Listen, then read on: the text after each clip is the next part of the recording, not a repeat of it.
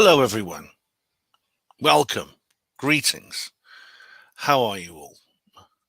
Hello, Jason. Hello, Jason. How you doing, mate? You all right? Nice to see you. Hello, Glowtone. How are you? Are you well? Nihilist Lives Matter. Hello. How do you do? Am I actually upstaging the football right now? What's that? I'm just going to go and check. Hang on a second. BBC Sport. Oh, it's 0-0. I don't even know what match is it. I like football, but not. Champions League, Manchester City and Inter Milan, 0-0. Oh my goodness me. Half time. I'm actually upstaging the football right now. You who are watching this are watching me instead of football. I mean, that's something.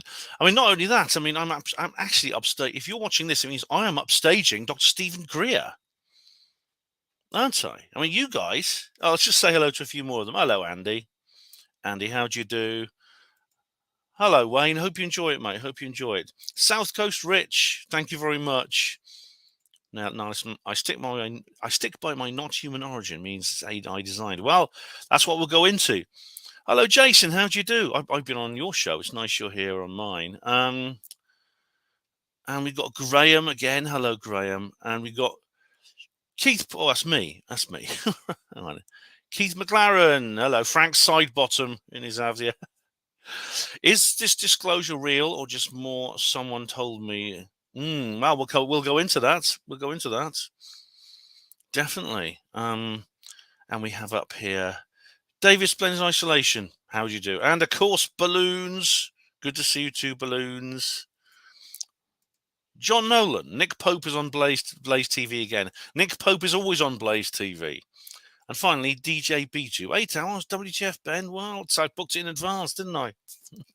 That also means I don't have to worry about sharing the link because I already shared the link. I actually put the Hapanwo TV blog notice up earlier this afternoon.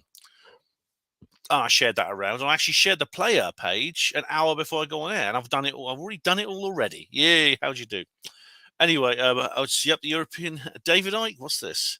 I was watching David Icke, then I heard your voice, Ben, in the background tab. And you switched David Icke off for me. Oh, my goodness me. Hello, Seth Aaron Fletcher. And we have, hi, how you doing? Welsh Ripper, how you doing, boyo? Let's have it no rugby on, so it's cool. Well, you're Welsh, machine. I don't expect to upstage rugby. I'm a Welsh boy, too. I know what that means. Hello, amigos.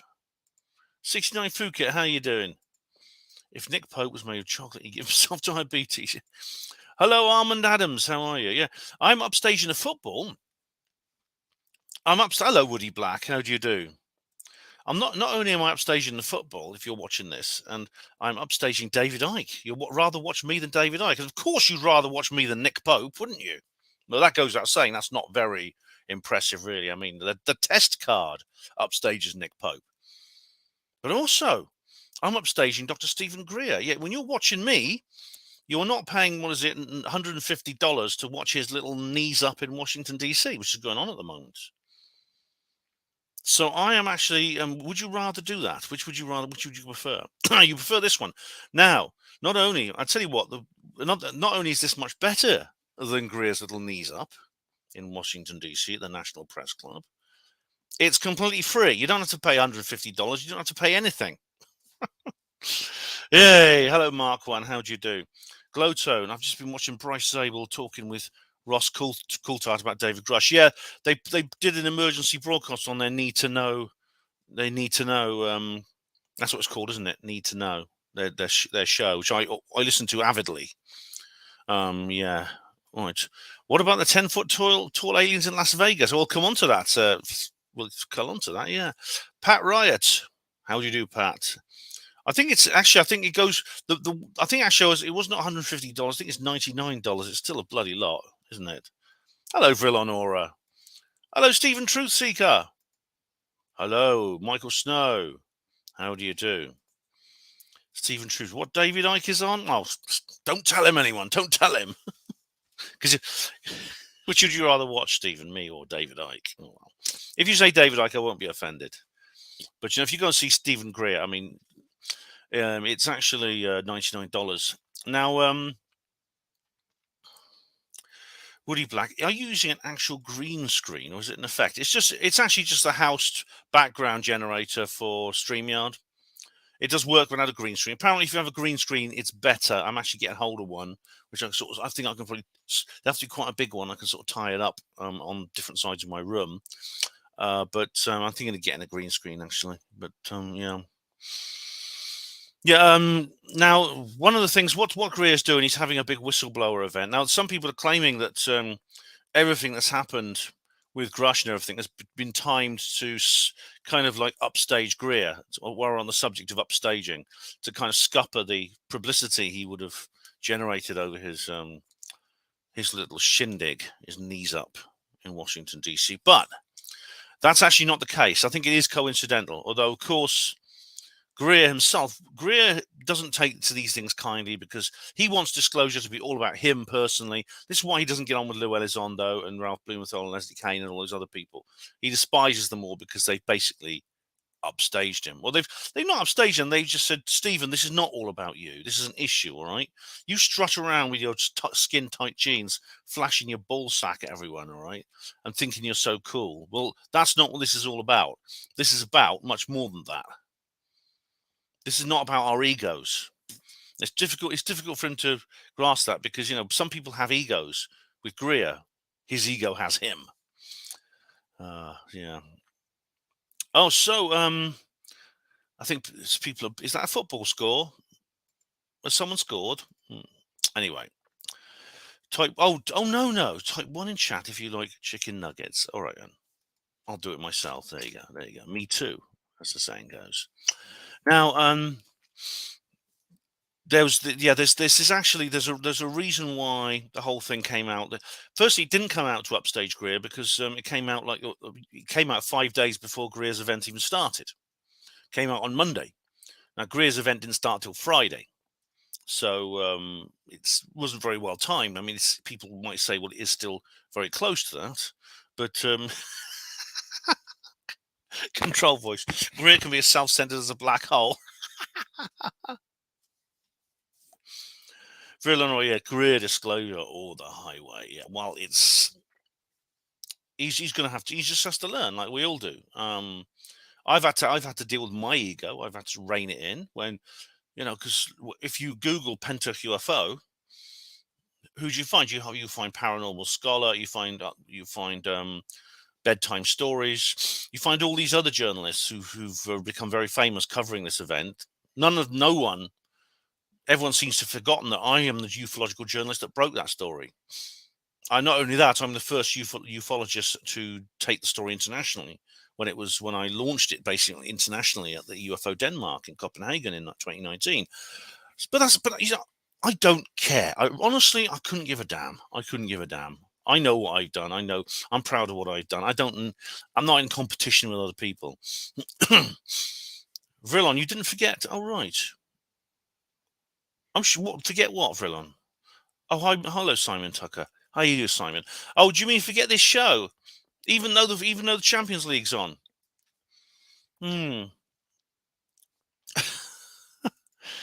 Oh, One Night with Barry Manilow. That's on as well. My goodness me. There will never be completely calm waters to launch this ship.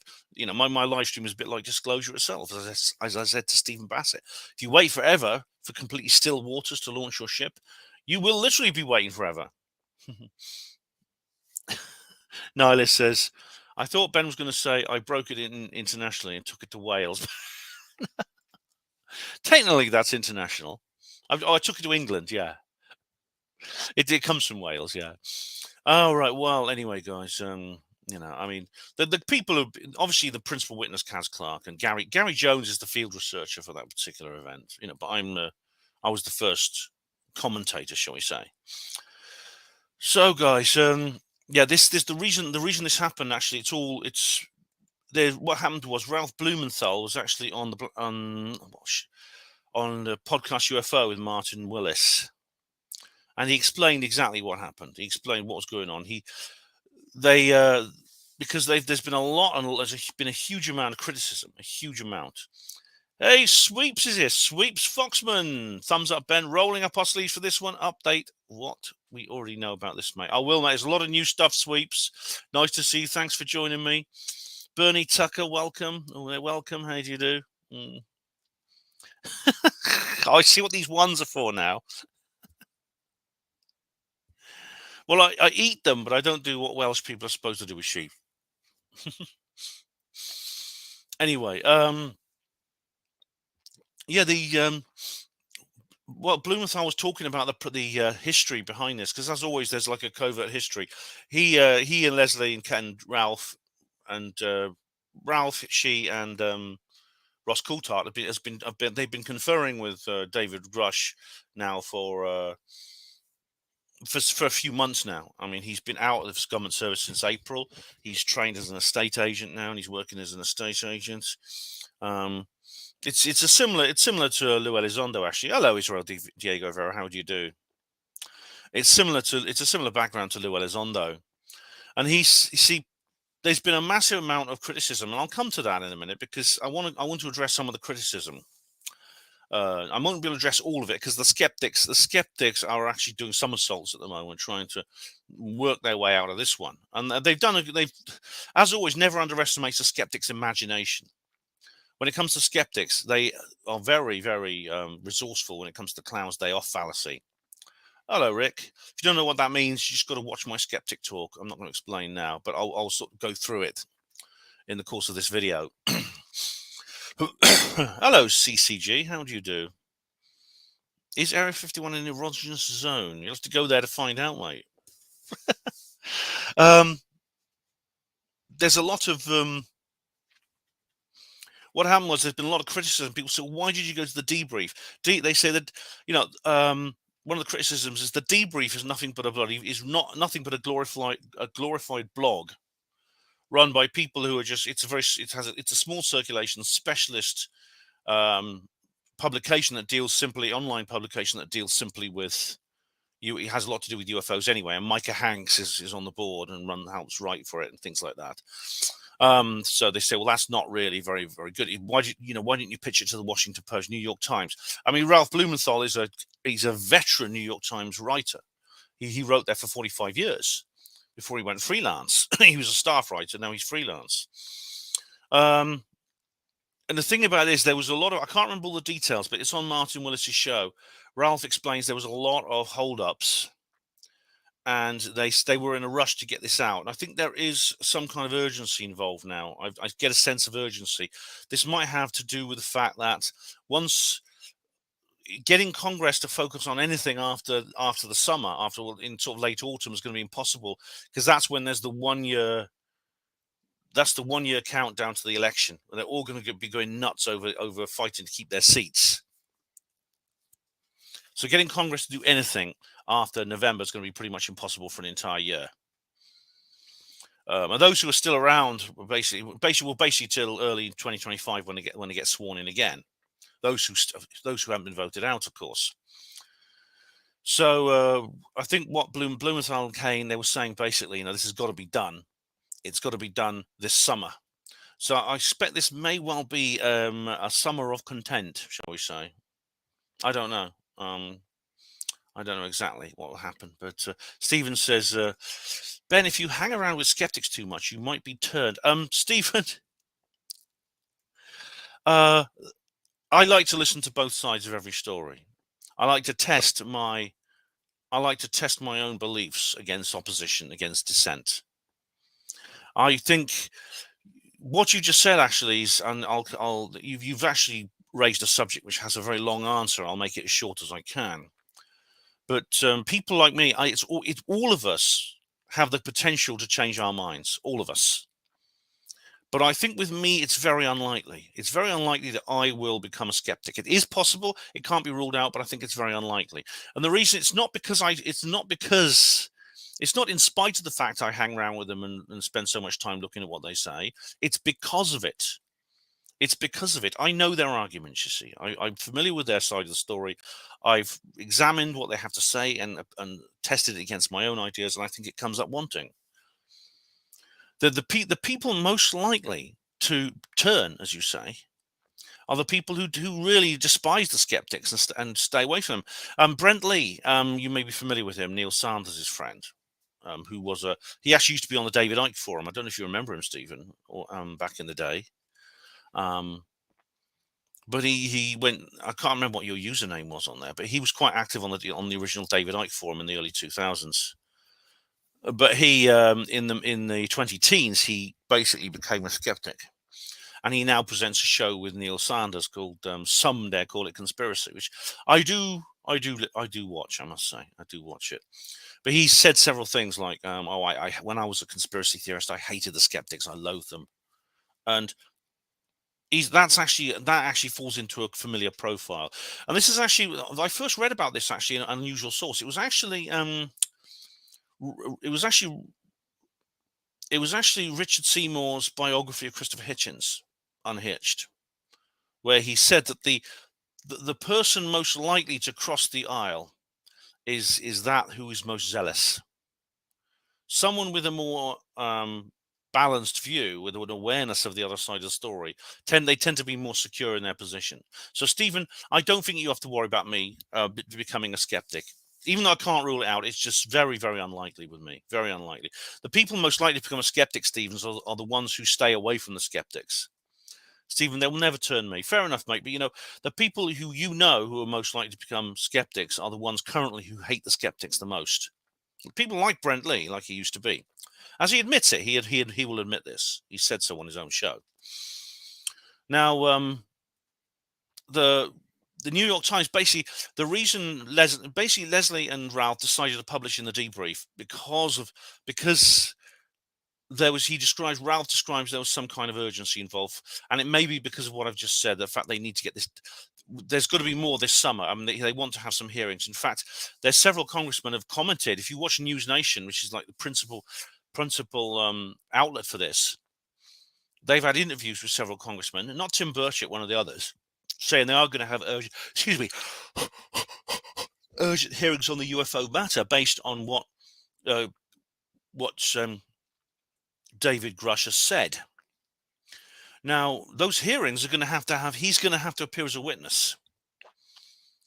Now, it's possible they'll have hearings. Now, if they have hearings and it's just the usual story, it's like Kirkpatrick and Gillibrand and a few other people sitting around the table. That's not a proper hearing. That's another whitewash. And really, I don't know if they're going to actually get away with that this time, because they're going to have to invite Grusch to take part, and he's going to have to testify. I mean, I don't see how they can get away without him testifying now. He's already testified under oath in closed hearings to Congress. If they're going to have public hearings, how are they going to explain it to people? Well, okay, we're going to have a public hearing, but this guy's not going to be on the stand. Vrillon Aura, I'll come to that, mate. The Admiral Wilson papers, that's a lot. I need a nebulizer.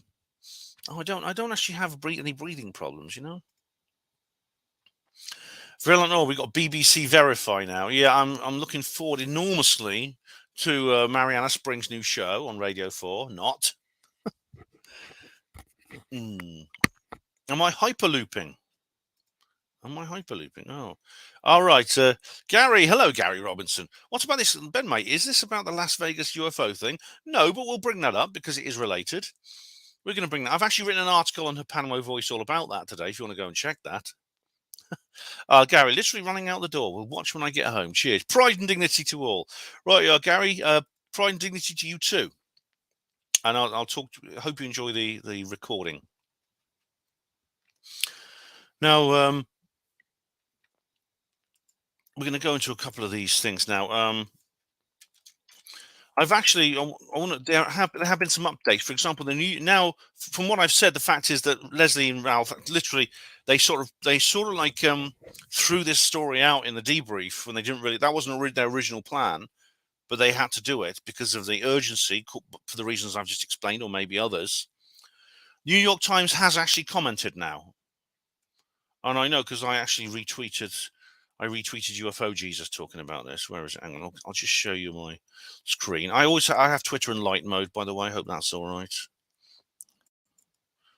So here we go. This is my YouTube. This is my Twitter, rather.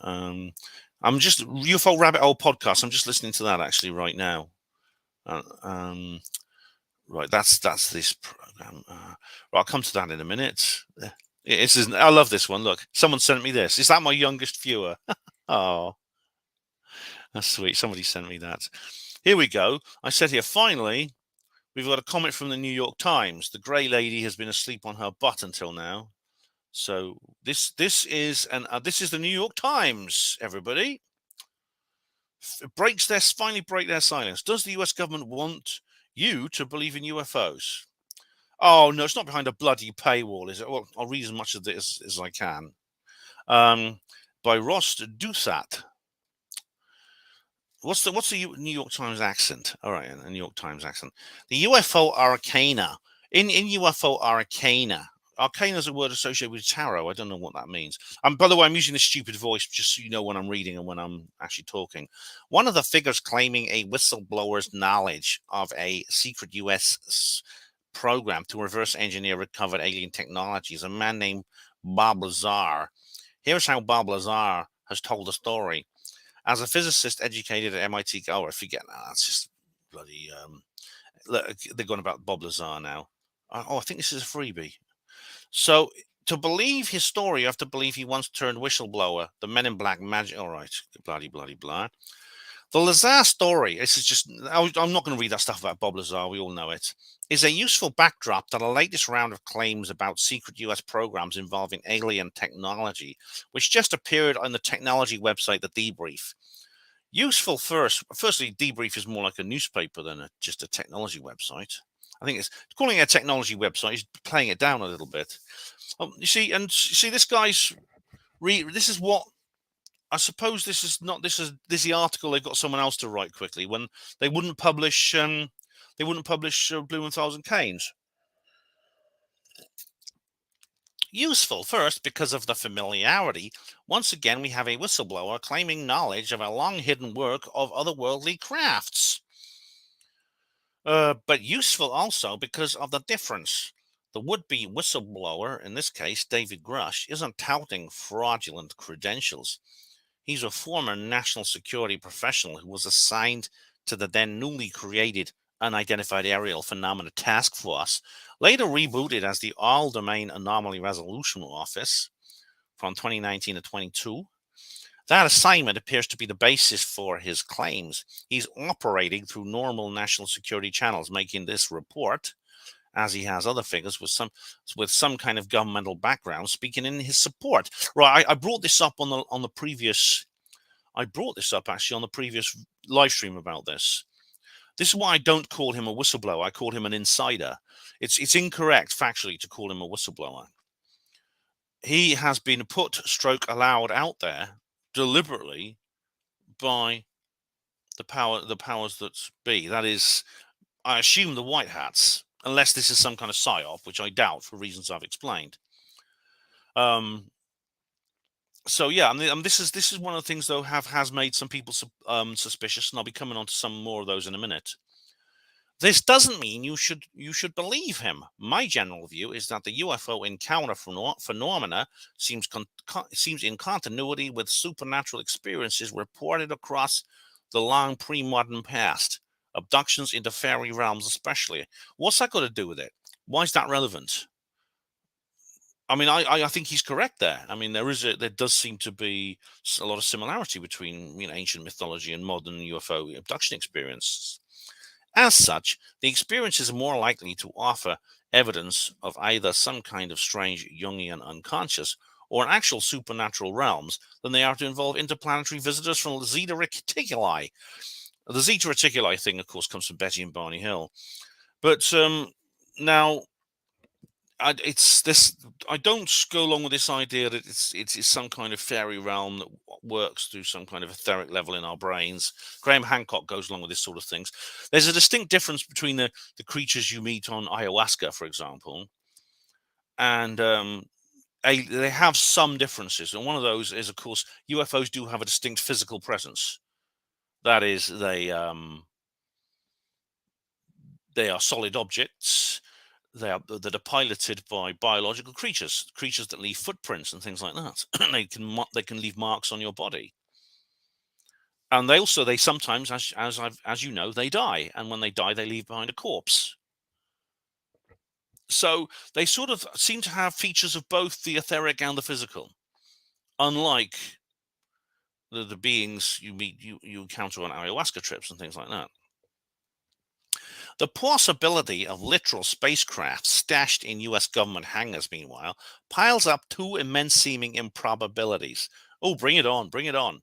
First, that inhuman species cross oceans of space or leap interdimensional barriers using unfathomable technology, yet somehow keep crashing and leaving souvenirs behind. Well, that's I think that's an assumption based on, that's an argument from incredulity, which I think is wrong.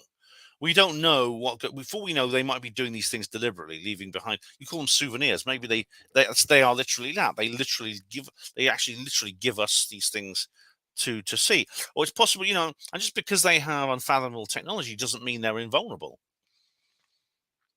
A modern warship technically could be sunk with a medieval naval cannon. If it fires a cannonball at a ship and it breaches the vessel below the waterline, it's going to sink. Second, this is right. So I've explained the first one. Second, that human governments have been collecting evidence for generations without the truth ever being leaked or uncovered or just blood. What's going on up there? Sorry, it looks like Alan's doing something strange. He's not playing his piano. He's shifting furniture around. Sorry. Without it being leaked or uncovered or just blurted out by Donald Trump. Oh, yeah. Well, Trump. I mean, knowing him, it would be on Twitter, wouldn't it? I'm here to tell you today that we're not alone. I mean, he may well, you see. But if Trump is involved with the White Hats, you see, it's not just a case of blurting it out. The White Hats have chosen a different tactic. They've chosen to make this some kind of theater, some kind of process where, and I've been having analyzed this since 2017. I've many times given reasons why I think that is. I've discussed it with Stephen Bassett. But this whistleblower's mere existence is evidence of a fascinating shift in public UFO discourse. Yes, it is a fascinating shift. I mean, it's massive. There may not be alien spacecraft. Yes, there is. But there is clearly now a faction within the national security complex that wants Americans to think there might be alien spacecraft, to give these stories credence rather than dismissal. Well, clearly he's right. He's half right, half wrong, because there is a faction within the national security complex, yes, that wants Americans and indeed people around the world to think there might be alien spacecraft. But he's wrong when he says there are no alien spacecraft. There are. You see, that changes everything, doesn't it? As I said before, there seems to be some kind of division within the establishment. I'll go into more detail on that later. The evidence for this shift includes the military's newfound willingness to disclose weird atmospheric encounters. It includes the establishment of the task force that Grusch was assigned to. It includes the government's bizarre behavior, secretive in an attention-grabbing way around the military shoot-downs of what were presumably balloons early this year. Oh, right, Objectgate. Right. He's talking Objectgate. Presumably balloons, were they? Well, I'll tell you what, I just want to advertise. Can I just advertise something for you? I've done an entire mini portal on Objectgate. There you go. If you want to see it, there's the URL. So anything you want to know about Objectgate, I've put it all in this little mini portal. Okay, but I actually think that the presumably Objectgate was caused by balloons. I've explained why there's some problem with that. We don't know that, and the way that the powers that were, or shouldn't be, whatever you want to call them, the powers that were described them indicates there was something more going on, as I explain in detail in that portal which I just showed you. It also includes other examples of credentialed figures like the Stanford pathology professor Gary Nolan, who claim they're being handed evidence of extraterrestrial contact. And it includes the range of strange stories being fed to writers willing to operate in the weird science zone. All right, we've got a hyperlink here. What does this say? What's this strange stories? I think this is Substack. Oh, this is Michael Schellenberger on Substack. Has the US 12 or more alien spacecraft? Right, I haven't read that yet. I've seen an interview with Schellenberger, but I haven't actually read that. I'm not a personal recipient of hints and tidbits, though my DMs are open if you have them, and I have no definite theory of why this push is happening. Neither do I. Neither do I. Yeah. But I suspect this is a process of willing disclosure, which is being done in a series of stages. And I'll say more about that in a minute. I know I'm putting a lot of things off here, but there's a lot to come. Maybe it's because there really is something out there and we are being prepared for the big reveal. Yes. Or maybe the dose of Pentagon funding that Harry Reid engineered for studying the paranormal back in 2007 allowed a cluster of UFO enthusiasts to infiltrate the defense establishment. All right, you're talking about ORSAP now, and the big thing, which the big Skinwalker Ranch study. That is actually, again, this has been dismissed by many people, including someone I'm going to talk about in a minute, as some kind of massive folly, a huge cock up. It's not. Or maybe there's always a deep state network of occult knowledge believers. Think of the Cold War experiments in psychic research, and they've just become more media savvy. Well, there are, yes. However, it's then what they believe in is actually true, not false. I mean, I've discussed this many times. There's many skeptics that come out and said, okay, we know the government had an interest in this, but there's no reality behind what they were interested in. I disagree. How are you guys getting on in chat anyway? Any new arrivals? How do you do? Oh, Rhiannon! Hello! How are you, Rhiannon? Nice to see you. I had a massive crush on Dennis's penis when I was... Oh, Dennis Penis, sorry. Well, blimey, that was a nasty slip of the tongue. On Dennis Penis when I was a young person. All right. Hello, Rhiannon. How are you? Any new people? How do you do? Anyone? All right. I think that's Rhiannon's here.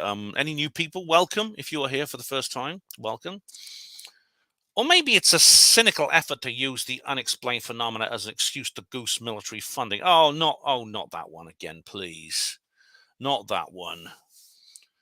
If the Department of Defense wants to increase its funding and get more money out of this exchequer, there's many other ways of doing it which are far less woo-woo. I mean, the United States, indeed any country, has never had to invent stories of ghosts and UFOs to make people think there's an enemy. They're quite capable of making enemies in the real world, both real enemies and imagined. So let's come off it, man. Come off it. Don't give me that.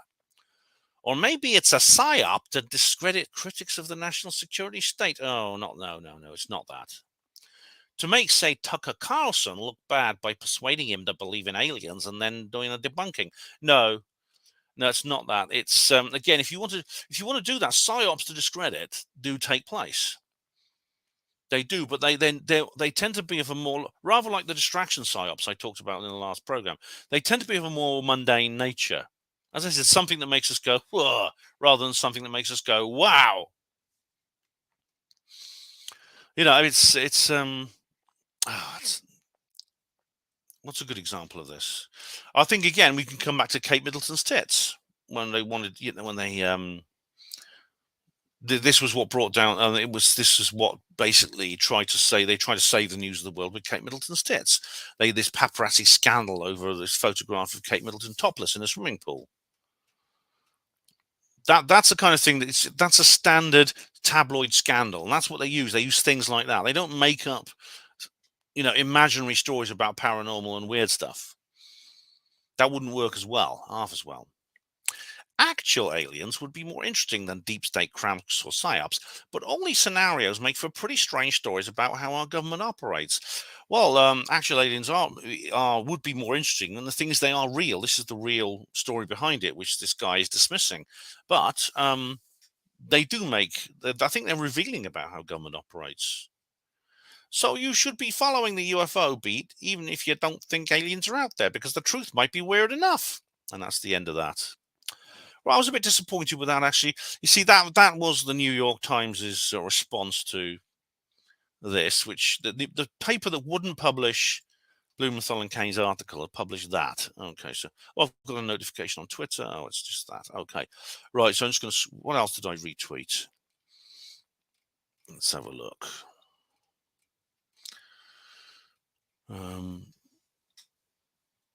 Right, the basement office. I'll come on to the basement office in a minute. I think that's it, really, for the New York Times.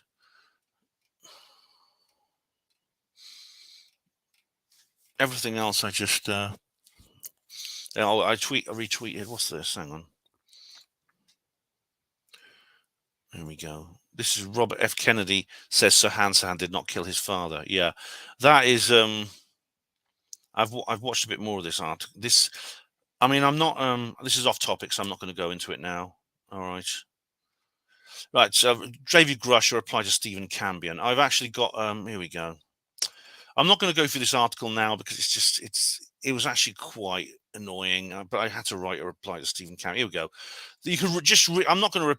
Firstly, I'm not going to repeat this article because it's annoying. But also, all the points I cover in this article, I will be responding to in another article, which I will be discussing. So basically, everything in this article here, which I don't like very much, I've written another article which is much better, and I'll be responding to it there. Okay, and that's why I'm not going to go into that. Look, this is UFO Jesus, Team UFO right now. Slam dunk. And that's just, there you go. That's Christina Gomez. Oh, she says, the 2023 UFO roller coaster ride so far. Here we go. Gillibrand Arrow public budget hearing. Nolan at the SALT conference. NASA public hearing. Chris Mellon UFO article. I've not actually read that. I've got it. And then this was David Grusch thing. RT, if you think this roller coaster ride is going to get wilder, and I of course said shows no sign of slowing down right now, and she liked it. Yeah. Okay, so that's Twitter done with. How are you guys getting on in chat? Any new people arrive? Oh, Carcitus, hello, how do you do? Could be a false flag for UFOs coming down to activate a global lockdown. Yes, that's a possibility, which we're going to have to address. The fake alien invasion thing. What would we see in the media just before the government come out with, oh God, we've got an Independence Day like scenario, but don't worry, we'll save you from it. But you just got to give up all your civil rights and allow us to create a global dictatorship. Temporary, of course, just temporary. You understand? Yeah, I think I think that's something we've got to address. Okay, what's this? Right, that's just what I was watching. Right. Okay, now we're gonna now 40 minutes. Here we go. Of all the people, and those are your news headlines. I'm just going to get rid of these, just some ads to clear. But we're going to come on to the Black Vault now in a minute. When these ads are cleared, we'll come on to the Black Vault. Who do I mean, I like and respect a lot of people in this field. I really, really do. One of the best, I think, is John Greenwald Jr. Right. Okay. And he is one of the best. And just go into my notes here. The Black Vault. Okay. We're going to go through some of the points he makes. Now, the reason I like this guy is because he is actually, I think, he appears to be probably the perfect blend of rationality and open-mindedness. He seems to combines rationality and open-mindedness in a perfect balance of yin yang. I think this guy, he's John Greenwald Jr., the Black Vault. He's now 40 something. He's been doing this since he was a kid. He's been writing off FOIAs, Freedom of Information Act requests to the government. He's literally sent off thousands in his time. And if you don't know the Black Vault, I'll be reading some more from the Black Vault in a little while because there's a guest article I want to get into by Roberto Pinotti. But we're just going to go through what he has to say about this now. And in turn, Dopser could go to the CIA or the NRO. Well, he's talking about Dopser. That's the, what's it called? What DOPSA stand for? The Defense Office of Pre-Publication and Security Review. I talked about this in the last video. Now, this is basically because Grusch was working through these people about it. He was like cooperating very clearly with these people, and Greenwald is saying, well, if there was something they didn't know about at their office, they could go back to the original classifying authority, or the NGA, or whomever, and say, we've got a guy who's looking for clearance for this, and assuming that the idea that Dopser's not cleared, they go to the OCA and go, okay, can you guys clear this? And they either say yay or nay. You should Now, be able to going hear back to this. Grusch's story, all of it was cleared. Now, we can safely say by that clearance, nothing was classified. But in that, No.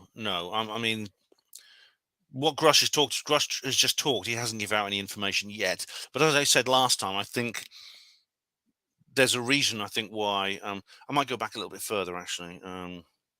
I think I'm at the right place. that process, if anything had any ounce of truth to it, I believe wholeheartedly it would have been classified, even a sliver of it. No, not necessarily. Not if this is part of some bigger plan. See, John gets a lot of things right. I mean, John was like the first person who was talking when the 2017 article broke. You know, he's very honest, John Greenwald. He's a very honest guy. When evidence changes, he changes his mind. If you remember with when in 2017, I actually discussed this at the time because he did an interview with Ryan Sprague back in 2017. I actually said, you know, that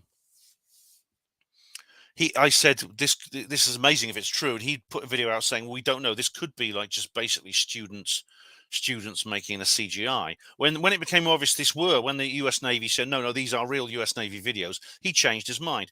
David, could you remind me to come back to that? Have you seen any body psychology analysts? Yes, I have. I've seen one already, and literally every statement analysis expert, every body language expert, they're all currently now converging on David Grusch, as Ross Coulthart said they would do.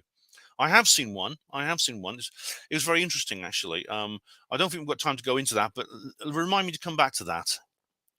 Let's go back to John. I think this is part of a bigger plan, and Grusch was put out there deliberately to discuss classified information that has yet to be declassified. And this is what a lot of people haven't got this. We're going to come on to another guy who's misunderstood this situation as well. And we know that by documented evidence that I've been focusing on now for a couple of years. Now, people don't like this from me, those who advocate for disclosure. I don't mind this, John. I just think you perhaps misunderstand the situation. And believe that we are on the path to disclosure. We are. People hate this when I profile it, but it needs to be profiled because the secrecy around UAP is clamping down harder and harder and harder. It was. Well, that's documented. There was a period when that was happening, and but then John himself said, you know, that he made some predictions for this year which haven't come true. But a year ago, he was making predictions for the next 12 months, saying basically this whole thing's going to just fizzle. I mean, to quote Coulthard and Zabel, it's going to fizzle, not sizzle. But he was wrong. So from a legal standpoint, from the United States Code, Chapter 5, Section 552, our ability for that freedom of information is being hindered by that secrecy. Yeah, I mean, no disrespect here, because no one knows more about the Freedom of Information Act than this guy. And I have numerous articles profiling that when it comes to UAP and how they don't want to tell you a thing. Reams of classified information that is blacked out from top to bottom or withheld entirely. This newest one down here, the classified Mosul Orb UAP case, which we found out is entirely classified. There's not a single anything that they can release to us. Oh, I thought it was supposed to be a pool of water. Oh. And in that process, I discovered a new tactic, which I'll also be dropping a video on this channel of very soon. But I did write an article about it last week. A new tactic to withhold that information, all claiming it's a law enforcement investigation. If the documented evidence and a long string and trail and train of evidence that I could put forward to you shows that UAP related anything is heavily classified and exempt through FOIA. If Grusch went to Dopser with anything that encroached into that classified territory, even if the long shot assumption Dopser didn't have access, their process would take them to agencies that did. And if it encroached into a SAP or an unacknowledged area, enough in that process, word would travel that would say, Dopser, no. And that's it. They wouldn't give their stamp of approval. That's based on the assumption that the people he's talking about, the agencies he's talking about, have no intention ever of disclosing. He's based on the assumption that Grusch actually is a real whistleblower. In other words, he's renegade. He's basically spouting stuff that the government don't want you to know. That's one assumption. He's made another assumption as well, which, oh, hang on. And I think he's made another assumption that may well be incorrect. What was it? So I'm having a Joe Biden moment. Oh, my dentures are falling out. Oh, I hope I don't fall over. Oh. Anyway, I'll come back to that. But basically, I don't think what's happening is there is actually a faction now within the military-industrial establishment and the political classes that wants disclosure. I call them, as I said, these are the white hats. As I said before on my videos about the old 17th letter, they didn't go away. The white hats, they didn't go away in 2020. They're still around. They just had to change their tactics. They've fallen back and changed tactics. Anyway, I'll let them carry on.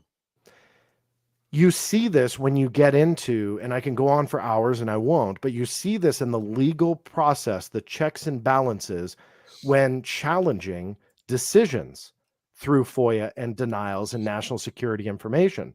That sometimes when you file an appeal, that office that you are filing to will go back to the OCA. I've countless examples of this, and they will say, John is challenging your denial that this is classified information. And I see this a lot with the Navy. Then that OCA, that the office in the Navy, goes back to the appellate authority and says, sorry, it's classified. The appeal letter will essentially state that the appellate authority cannot grab all of that classified information and look at it and go, yeah, you guys are right. I wish that was the case. But rather they say that they have to trust the OCA's authority. Well, I think you've got the point he's making now. Honestly, I really do recommend. I recommend this website. I really do. There's so much on here. The Black Vault is very, very good. This guy, he, like I said, he's not perfect. He gets some things wrong, but he's a real genius, I think, when it comes to this subject.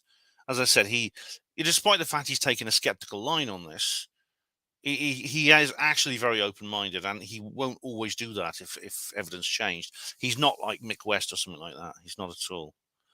He's not a skeptic. He is a rational believer. And I've got a lot of respect for John. I really have. Anyway, you get the picture there, doesn't it? I think let's see what I'll just go on a bit further, see if there's anything more. Look at that information. Any of this encroached into a classified territory, classified SAP. But I won't say what Red Talon is all about. Okay, I'm just going to... Provable. Let's go to the end. Just, come on. But you cannot believe that the government is doing a grand cover-up about all this, but also not believe that there are certain aspects of these stories wherein there are people being misled. You can't just say, no, that's not possible. He's completely highly decorated. Well, great, he is. That doesn't mean he's not being lied to. And that doesn't mean that people are not misleading him. That is possible, yeah. This is possible. I mean, a lot of the backslappers have been saying this, and they might be right that he's being used basically for psychological warfare purposes, and that is something we're going to have to address. Pointing him in the wrong direction versus the right one, and in turn, he's misleading all of us, not because he wants to, but just because he doesn't know. That's a big possibility. I can already see the hate mail I'll get for that. But regardless, we have to look at it. So what does all this mean? Now, I will say this to end it on a positive note. Even though there are problems with the story itself and essentially the root of where these claims are, what can we do with the story? If it was purely anonymous sources, well, the answer would likely be kind of nothing. But contrary to that, there's a lot of great things that we can come up with through this story. And we can start putting puzzle pieces together. Like, yeah, he hasn't just said, oh, somebody told me I know somebody. I mean, some of them do this. Even Elizondo has done this. Well, I can't tell you who told me this, but someone told me it. There are named individuals associated with this guy, like this guy Kell or Nell or whatever his name is. The Army liaison and Colonel Nell.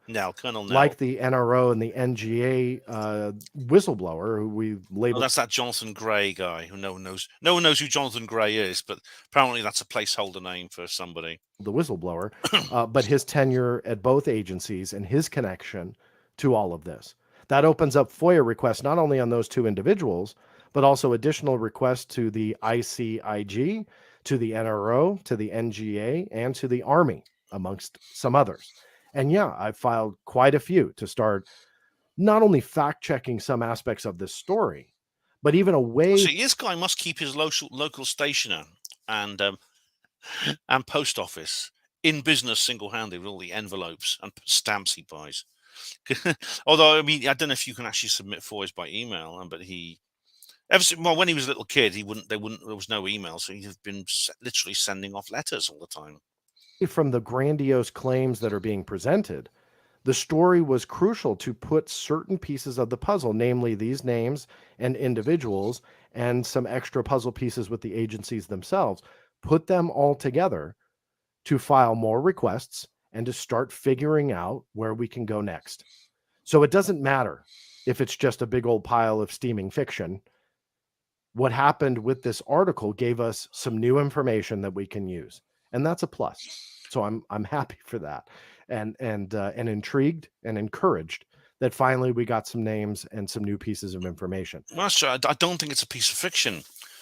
If it is, then of course, obviously, it's not just some folly; it's something very sinister.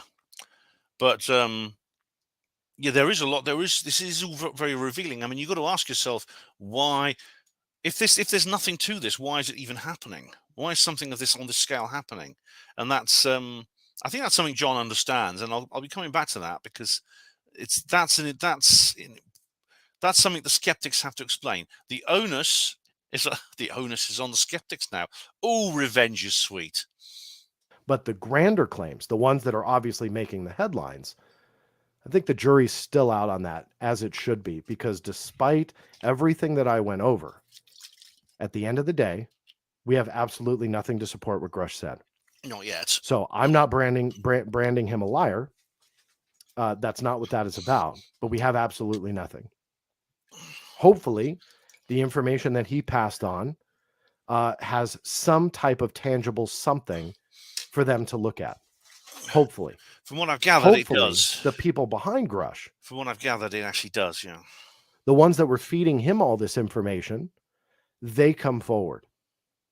I truly hope that we see that. Even if they are anonymous sources in some future article, I won't dig that, but hopefully their information will somewhat be verifiable. Yeah, hope so too. I mean, that was I think you get the picture now. By the way, I mean, it goes without saying, really, but I am claiming fair use on this and all the videos I'm talking about. I'm claiming fair use, which I think is fair enough. Now, Styxhexenhammer has also said something. I think I should.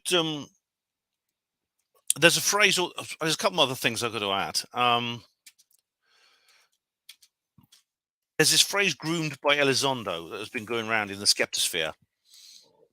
Indeed, John, I mean, I couldn't find the exact spot where he talks about it, but he mentions that there's a connection between Grusch and Elizondo. In fact, Elizondo just said, I'll show you what Elizondo tweeted. He made this very interesting tweet over this business. Here we go. Here we go. Right. This one here. Lou Elizondo, to Dave, my friend and former colleague, thank you for your courage and honesty. And it's just a link in the debrief article there. The skeptics now saying that Elizondo groomed him. Groomed is a very pejorative term. It implies that the idea that Elizondo groomed Grusch is that he was kind of manipulating him and messing with his mind, trying to control him psychologically. I think it's more, I think the word would be more likely mentored, because of course Elizondo is like the pioneer from someone inside the defense establishment, which of course Elizondo is as well. Elizondo was older and had a longer career than Grusch, and maybe Grusch looked up to him or looked to him for guidance. And that's not grooming, that's simply a natural instinct that people do. What's that? You what? I'm not the fat controller, I'm the thin controller. Oh. All right. Yeah, that was awful. That was an awfully, what's the word? That was an awfully rude thing that character was called, wasn't he? In those books. Okay, guys. Styx. Now, where does Styx begin? Oh, I've got to point out, like, Green by Elizondo, Dopser. I'm just going through my notes here, making sure I've things I've liked or retweeted. I don't want to miss anything on my notes. All right, yeah. What I'll do is I'm going to bloody forget if I don't do this. Notice comments. Comments on the notice now, because I forgot to do this last time, didn't I? Now, I've only actually got one comment on the notices. On the notice, that is the live stream notice video I uploaded. Now, I want to do this now before I forget, because I forgot last time. In fact, I did capture the comments and on the last live stream notice, and I'll read those as well. But I'm going to do the notice for the current live stream, and it's Melvin Sherman says here, and here more update I fuck up. Winston Smith was named after Winston Churchill, and Orwell seemed to like him. So yeah, Burgess did projection, his hate of Churchill. All right, that's talking about the 1985 book by Anthony Burgess. Right, yeah, this is just a discussion that was on the last comments reply video, because Melvin said that Winston Smith was named after Winston Churchill, and Orwell actually George Orwell liked Winston Churchill. And Burgess has a different idea. Burgess, this book, 1985 by Anthony Burgess. So yeah, anyway, so that there is. Now I'm going to go through the comments that I actually captured from the previous comments reply video. I put a text reply to Melvin just saying, right, you are. So Mark 1 said, looking forward to it. That's nice. Neil Peel of the Paranormal Peep Show said, I should be your paid informer, Ben. Yeah, well, yes. Well, Neil, if you were, I wouldn't tell anyone, would I? Okay, now distraction. Let's just go through this. Some of you may be thinking to yourself right now, Ben, why Phuket? Oh, Phuket. It's all right, mate. Don't worry. I wasn't offended. It's all right. I know you were just kidding. Let me just why, Ben, have you not covered Trump's indictment? Don't you realize that he's been indicted formally again for this offense he supposedly committed with the secret documents? Why aren't you doing a live stream about that, Ben? And of course, the answer would be, well, I should be, shouldn't I? And this is the sort of thing I would cover. And indeed, I must admit, if it wasn't for this going on in the UFO world, I would be covering the Trump situation. I would. But at the end of the day, I have only one pair of hands, and there's only so many hours in the day, and I have to make choices about what I'm going to cover.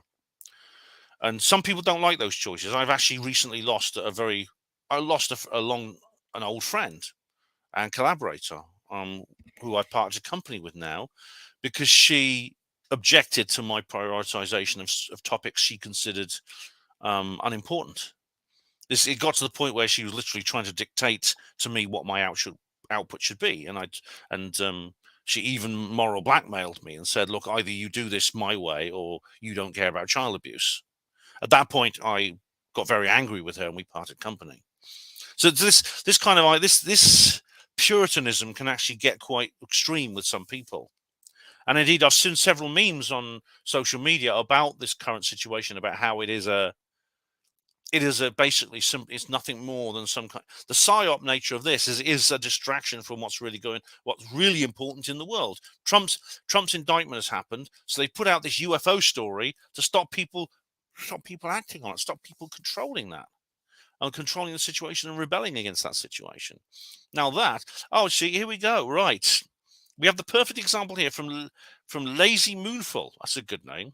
Trump is another distraction designed to draw attention away from the Biden scandal. Oh my God! So we now have a 2-level distraction.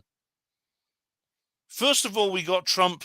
The Trump thing is distracting away from the Biden Burisma scandal, which I know about as well.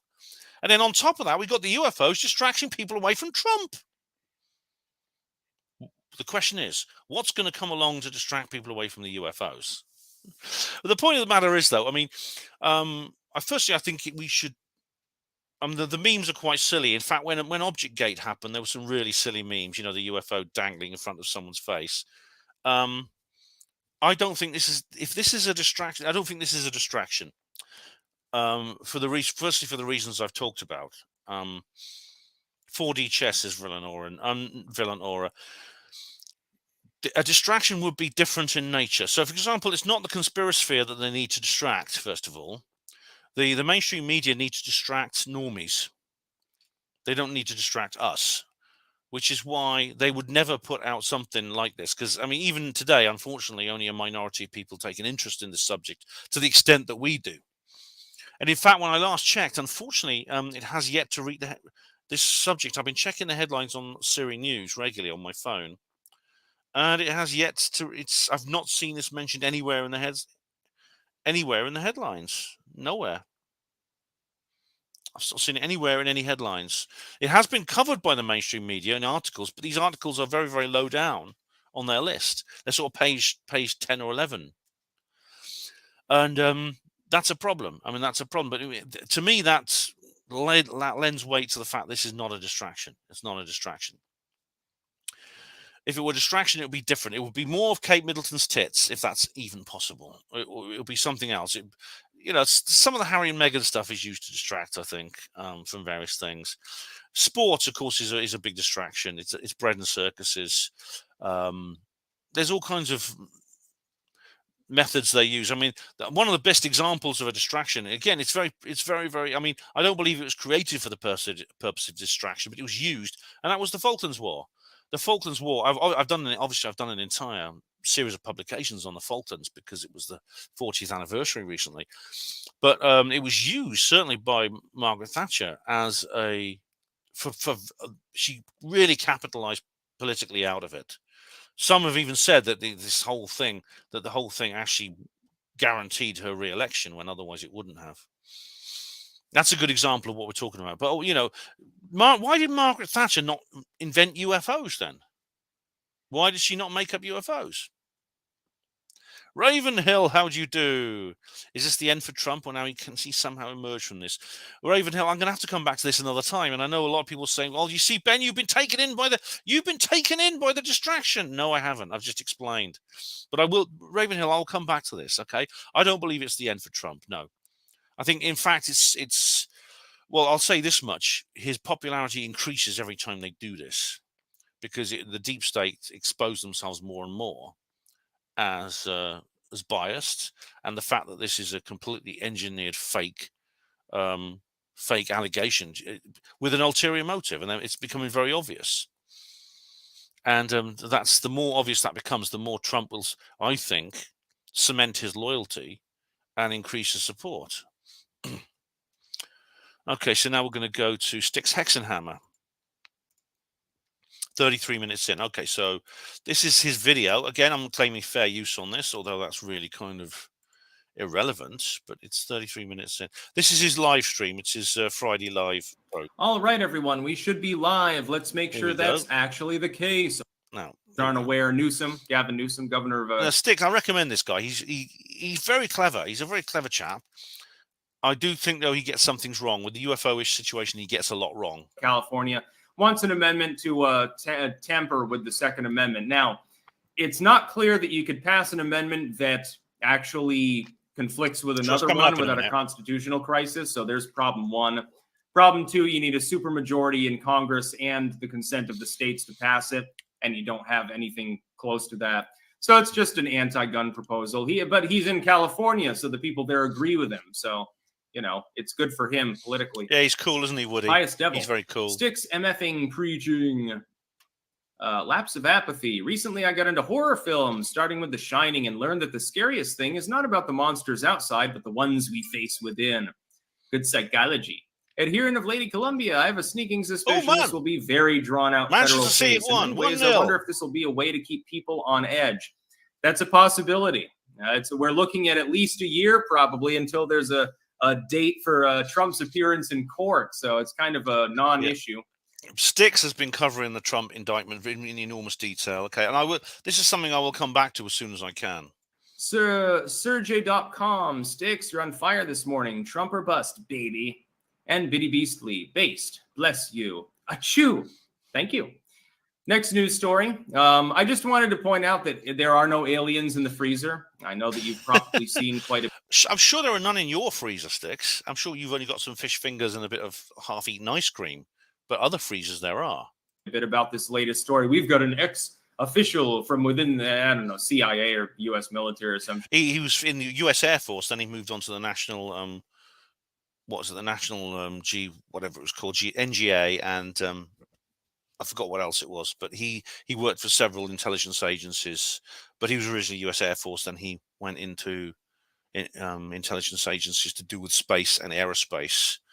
But he was never in the CIA. This guy, who says that the United States has a downed alien craft. They have literal aliens in the freezer. Yes. That's funny. I remember reading that in the 90s from Weekly World News. Yeah, of course. I did too. I used to read the X Factor. I watched the X Files. I mean, the X Files. I mean, who? Hands up, who's watched the X Files? No, hands up, who hasn't watched the X Files? I mean, of course. I mean, the reason that people were talking about it because it was true back then as well as it's true now. Inquirer. It's funny because I remember hearing about tales of such things from the fucking 50s and 60s and 70s. Yes, in fact, this goes back a long way. And I'm going to be explaining I'm going to be detailing a very old case, but it's very credible. There's a lot of evidence for it in a little while. There's a whole slew of movies about it at the time. I would note that UFO sightings dramatically increased around the time that people started making dirigibles. Yeah, that's because people didn't know what they were.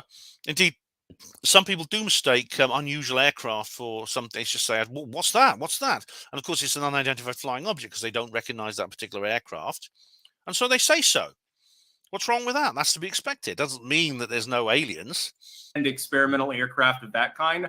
I wonder if there's a coincidence or a connection involved with this. You know, there is a connection, and it's got nothing to do with the existence of aliens. Here's my belief with regards to aliens. There is life on other planets. It's probably quite profuse. There is definitely life in the Milky Way, let alone probably within this general region. There's life. So most of it's bacterial. Some of it's more advanced. So something that has tissue differentiation. Some of it's more advanced, like something like a rodent or a cat or a scorpion. And some of it is intelligent. Yeah, some of it will be on our equivalent or more.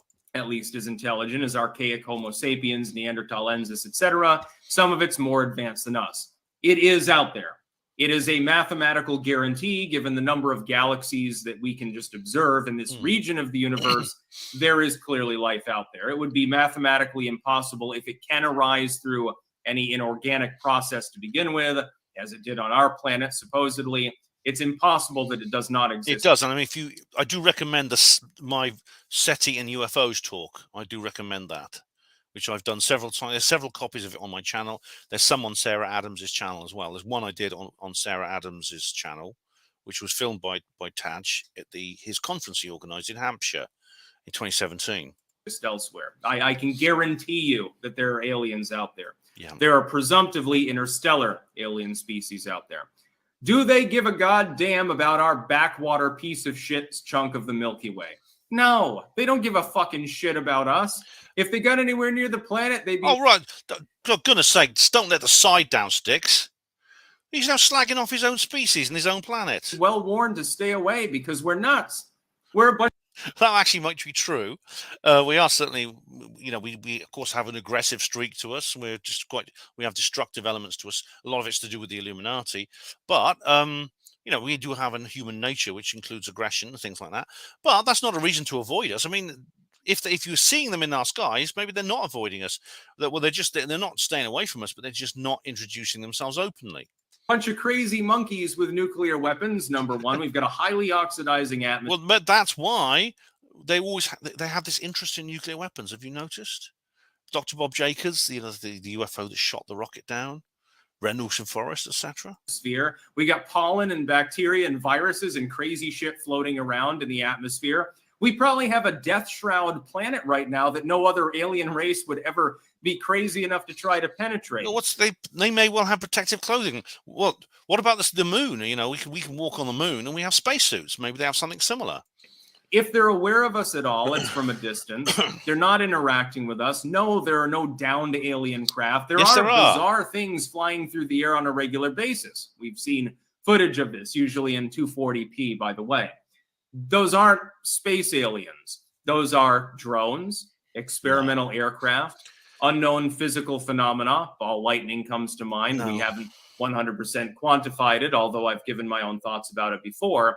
Our planet is not necessarily habitable to other species. And what the fuck would they want here?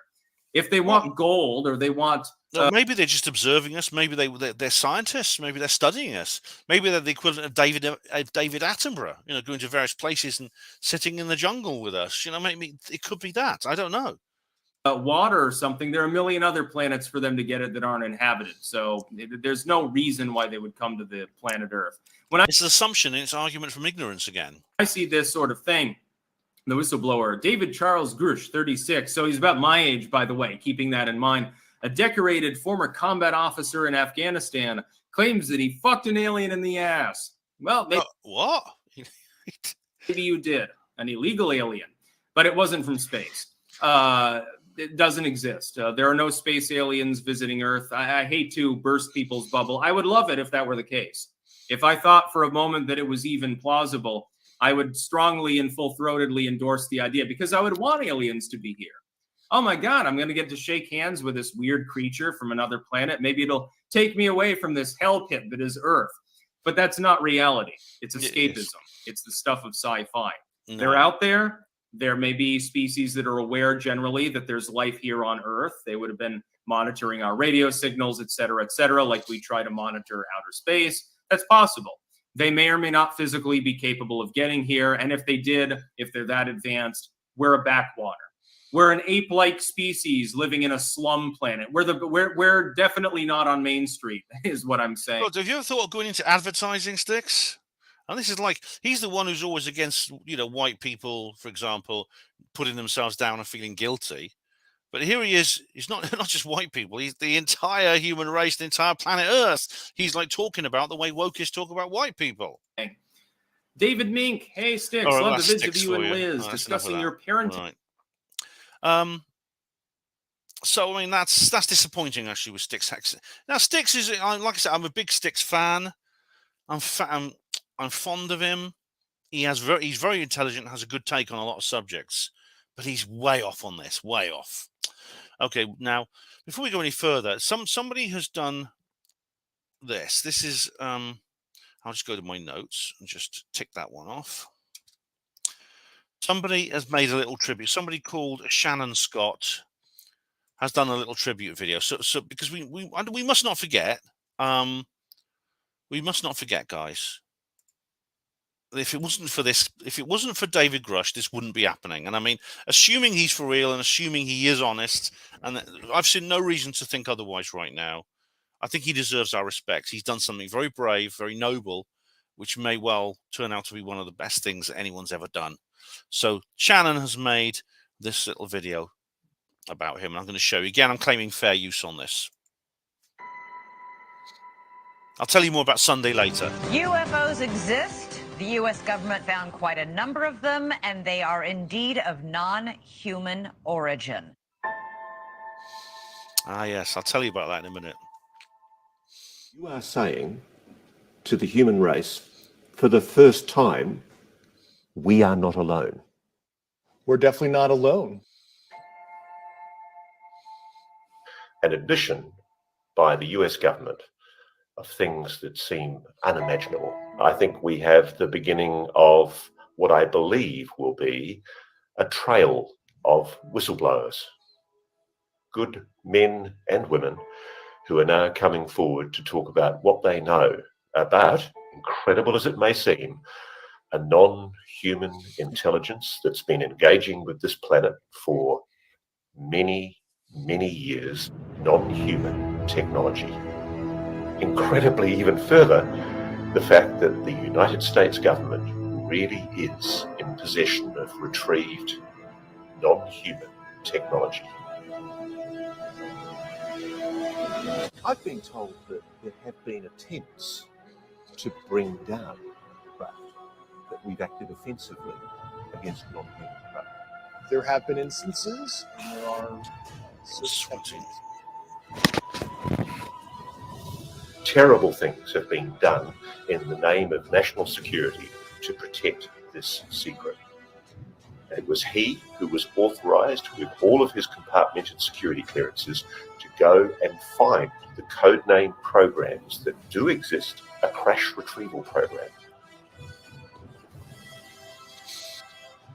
Recovered non-human technology that is secretly held by the United States. And Dave Grusch is probably going to go down in history as someone who will help usher it in.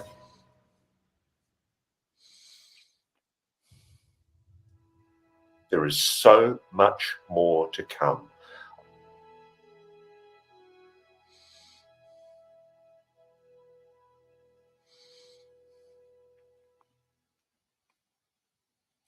So that was the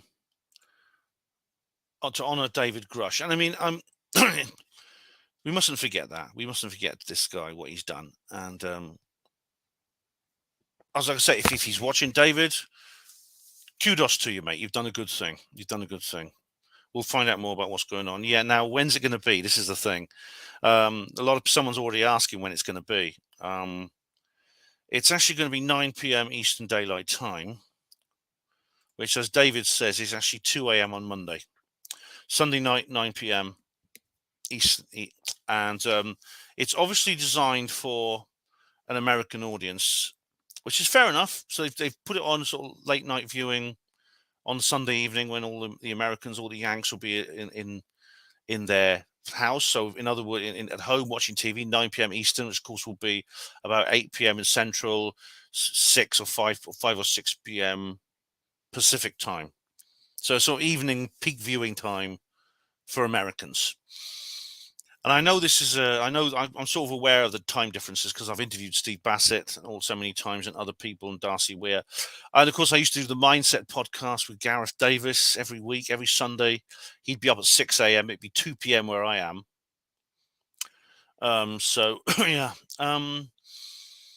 That means if you want to watch this live and you live in this country, you're going to have to either stay up or get up at 2 a.m.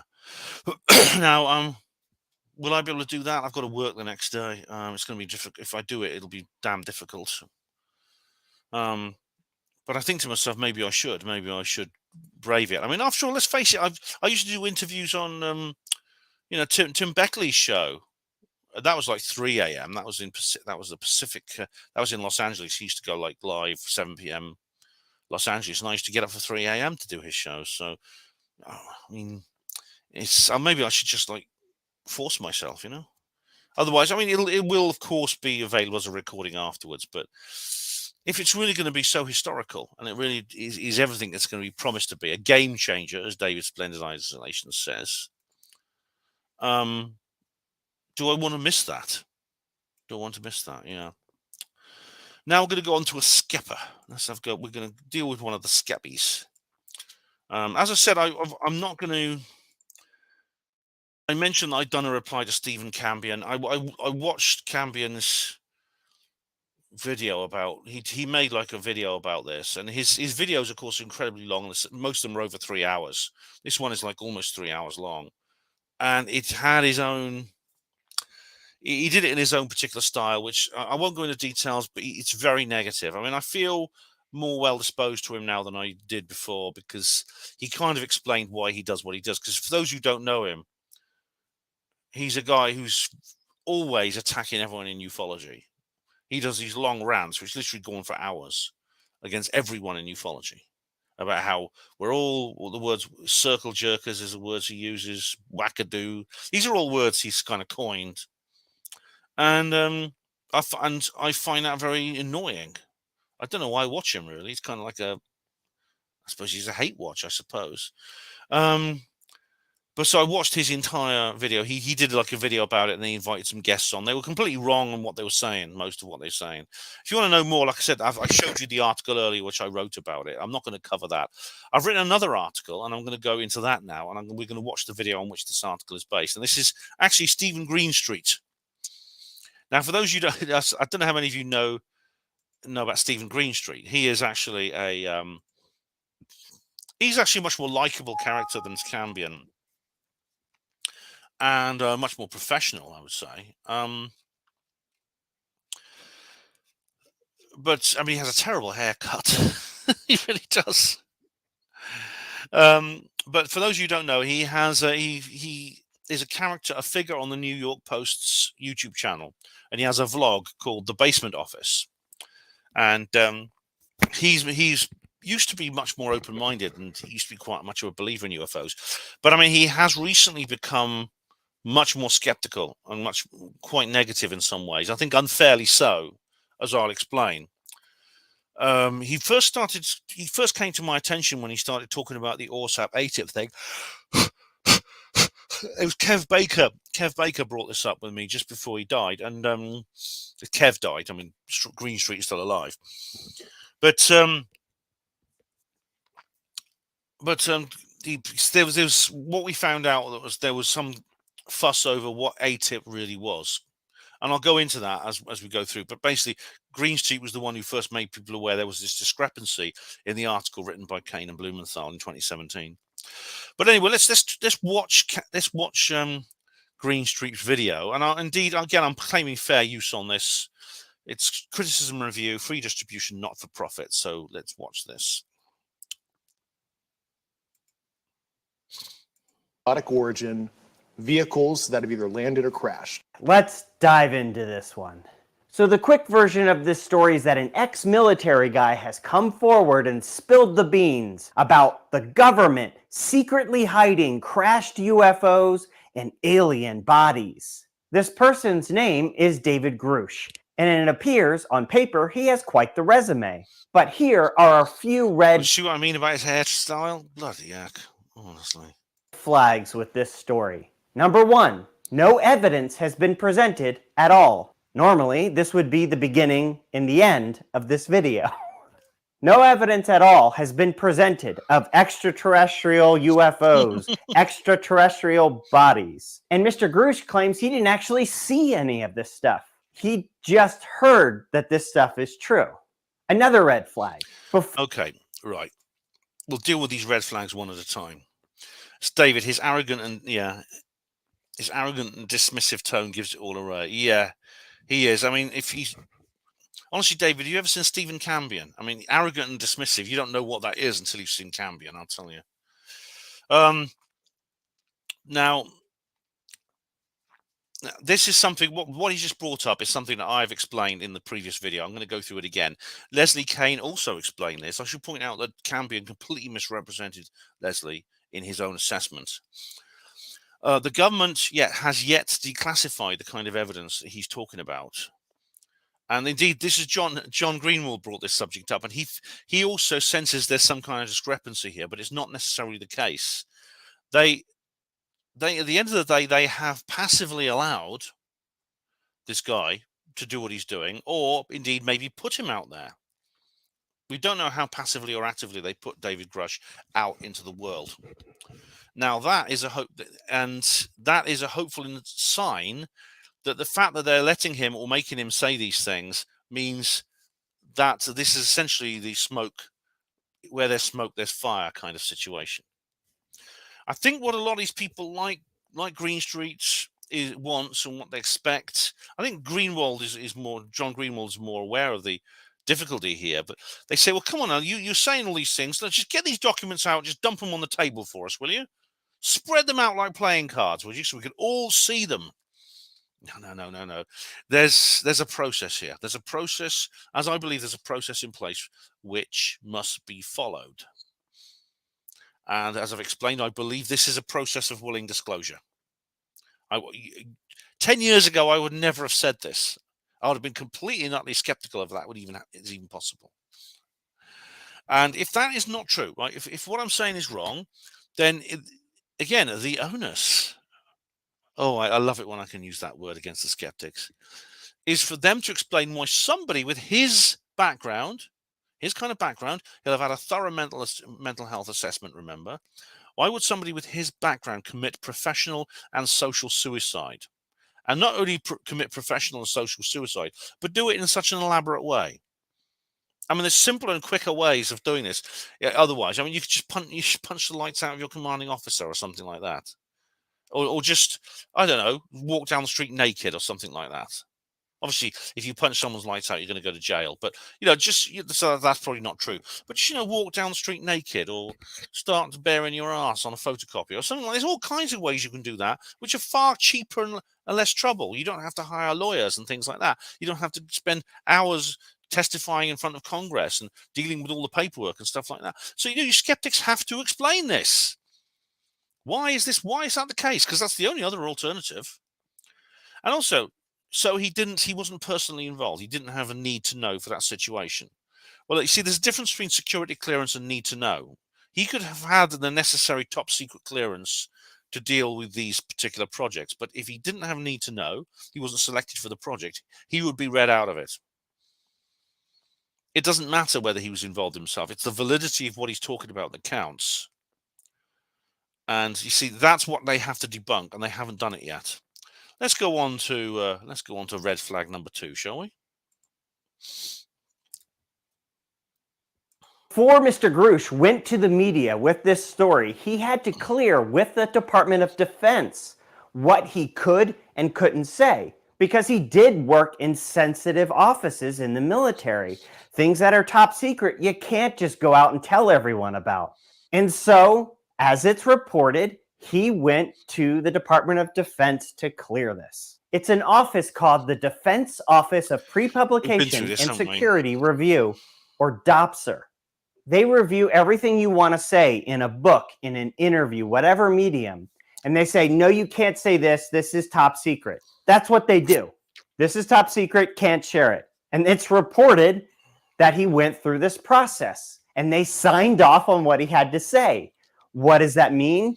It means everything that he's saying in these interviews, the government doesn't consider it a secret. It doesn't consider it top secret. It doesn't consider it something they don't want revealed. Mr. Grusch is now a private citizen. He has the right to say whatever he wants. Well, he doesn't have the right to say whatever he wants. He's still bound by security oaths, but that's not the point. I'll let him carry on. The Department of Defense is not going to dictate what kind of stories this now private citizen can tell. They're only going to dictate what is top secret and can't be revealed. So he didn't reveal any secrets. Another red flag was when... Okay. This red flag number 2. See, yeah, he's done everything by the book. This is why I don't call him a whistleblower. I think it's factually incorrect to call this guy a whistleblower. He's an insider. And he's done everything by the book. He testified. In fact, he testified before Congress before he went anywhere near DOPSR. But what you've just seen from Green Street is a very simplistic and ungenerous way of interpreting that evidence. And in fact, it is another argument from ignorance, I think. It's actually pretty much the same thing that John Greenstreet does. John Greenstreet. I mustn't get those two mixed up. John Greenwald. He assumes the Department of Defense has no intention of publishing any evidence independently, even though he knows very well that Congress has amazingly grown a pair of balls and is going to hold some hearings. He's just basically saying, oh, no, they just rubber-stamped Grusch's folly. You know, he wants to commit professional and social suicide, so let's just rubber-stamp his nonsense, because why not? There's nothing declassified in it. It's crazy, but it's not classified, so there you go. There you go, Dave. Say what you want. Now, it's this, neither Greenwald nor Greenstreet understand, I think, that Grusch may well be a herald of willing disclosure. And as I explained in more detail, I think in the previous video, especially I explained in a lot of video. Also, now, if Grusch is just a fantasist, why did he go to DOPSR at all? because everything he's talking about has just come off the top of his head, hasn't it? He's invented this fantasy story about aliens he wants to just tell everyone about and just go on TV, and everyone's going to see him and think that guy's crazy. And he doesn't mind because he wants people to think he's crazy and to ostracize himself and things like that. He really does, because he's a real glutton for punishment. He's a masochist. But yeah, but he spent all that time going to DOPSA, hiring this lawyer, who's, interestingly, he's the former Inspector General. So why does he stop there? When he writes a shopping list, does he go to DOPSA to get that cleared as well? So again, there's these. This is what they won't explain. This is what Green Street here is not explaining. Okay, let's carry on with number 3. Red flag number 3. Take it away, Steve. And I personally called David Grusch for comment, to get his input, to ask him questions about all of this stuff. And here's how the phone call went. Hello? Hi, is this David Grusch? Yes, it is. Who am I speaking to? This is Stephen Greenstreet with the New York Click. He hung up on me. I called back, didn't answer. I left a voicemail. I then texted him and sent him other messages to no response. Look, if you've got a solid story, you've got to be able to talk to the national press. If your story is true, you shouldn't be scared of hard questions. You shouldn't be scared of critical inquiry. Click. Another red flag. Right, so let's go into this red flag, shall we? Now, there's several reasons why he might have done this. The first and most obvious is he just doesn't like Stephen Greenstreet. He thinks he's a dickhead and doesn't want to speak to him. It could be as simple as that. It could be also that he's on some kind of exclusivity contract with News Nation. Or, you see, it's now, I don't think he probably is on, he's got permission to just discuss with several media outlets, because he did do an interview with Le Parisien. Excuse me. Now, in Le Parisien, it's very interesting. He did I mean, I can't speak French, but I went to a translation of this because it's a French magazine, and he did a long, detailed interview with him, which I'm going to discuss. I'm going to discuss the details of that more in a minute, because I want to read out a guest article which is actually on the Black Vault, which is very interesting indeed. So, but it could be, there are many, many reasons why I would hang up on this guy. Maybe just because Stephen Greenstreet is not popular in the UFO community. You know, I think if he phoned up Elizondo, he might get the same response. I don't know. It could be just that. Anyway, so that's pretty much it. Let's go on to red flag number 4. Flag is the sources for all of this. It's the same names that have been involved with this UFO story for years. The authors of the original story are Ralph Blumenthal and Leslie Kean. In the UFO world, these guys are superstars. Miss Kean, for example, for many, many years, dating back decades, has been a UFO activist, a UFO researcher, a UFO author, a UFO believer. And these two wrote the now infamous 2017 New York Times front page article revealing this Pentagon UFO program. Our reporting at the Post has revealed that most of that article is erroneous, factually inaccurate, deceptive. And Miss Kean actually went on a Showtime documentary and admitted that she had a specific goal and agenda with that New York Times article, and that was to get people to believe in UFOs. The angle that I was taking in my reporting was to try to get credibility for the subject, and I knew that that was not the way to go. That was not the first step in terms of getting people to accept this. Through my own research, I've learned that other news outlets... Okay, right, we'll come on to that in a minute, but let's just deal with this particular red flag. And red flag number 4, that's very unfair to Kean and Blumenthal. And indeed, this is his little hobby horse, and I think I dealt with this in a previous video. The truth of the matter is, this all goes back to the ATIP versus ORSAP thing. Right. ORSAP stands for Advanced Aerial Weapons Special Access Program. I want to get this right, what it stands for. Sorry, but there is as we mentioned Harry Reid earlier. Harry Reid and his project, the Advanced Aerospace Weapons System Application Program. That's it. And this generally involved this covered all kinds of things such as UFO research, but there was a massive study at Skinwalker Ranch, and this is where the infamous dino beavers come up. And this is basically all the money that was donated, the money that was given, was awarded to ORSAP, was used for that purpose. Now, when Leslie Kean and Ralph Blumenthal came across that, they decided not to say too much about that element of the project. What they did instead was they got in touch with Lou Elizondo, and they found out that he had his own private project running in parallel to ORSAP. And this was the ATIP, the Advanced Aerospace Threat Identification Program. But she wrote about ATIP in the New York Times as if it was ORSAP. And so there was some deliberate confusion she seeded into this particular story. And that is what Green Street is talking about.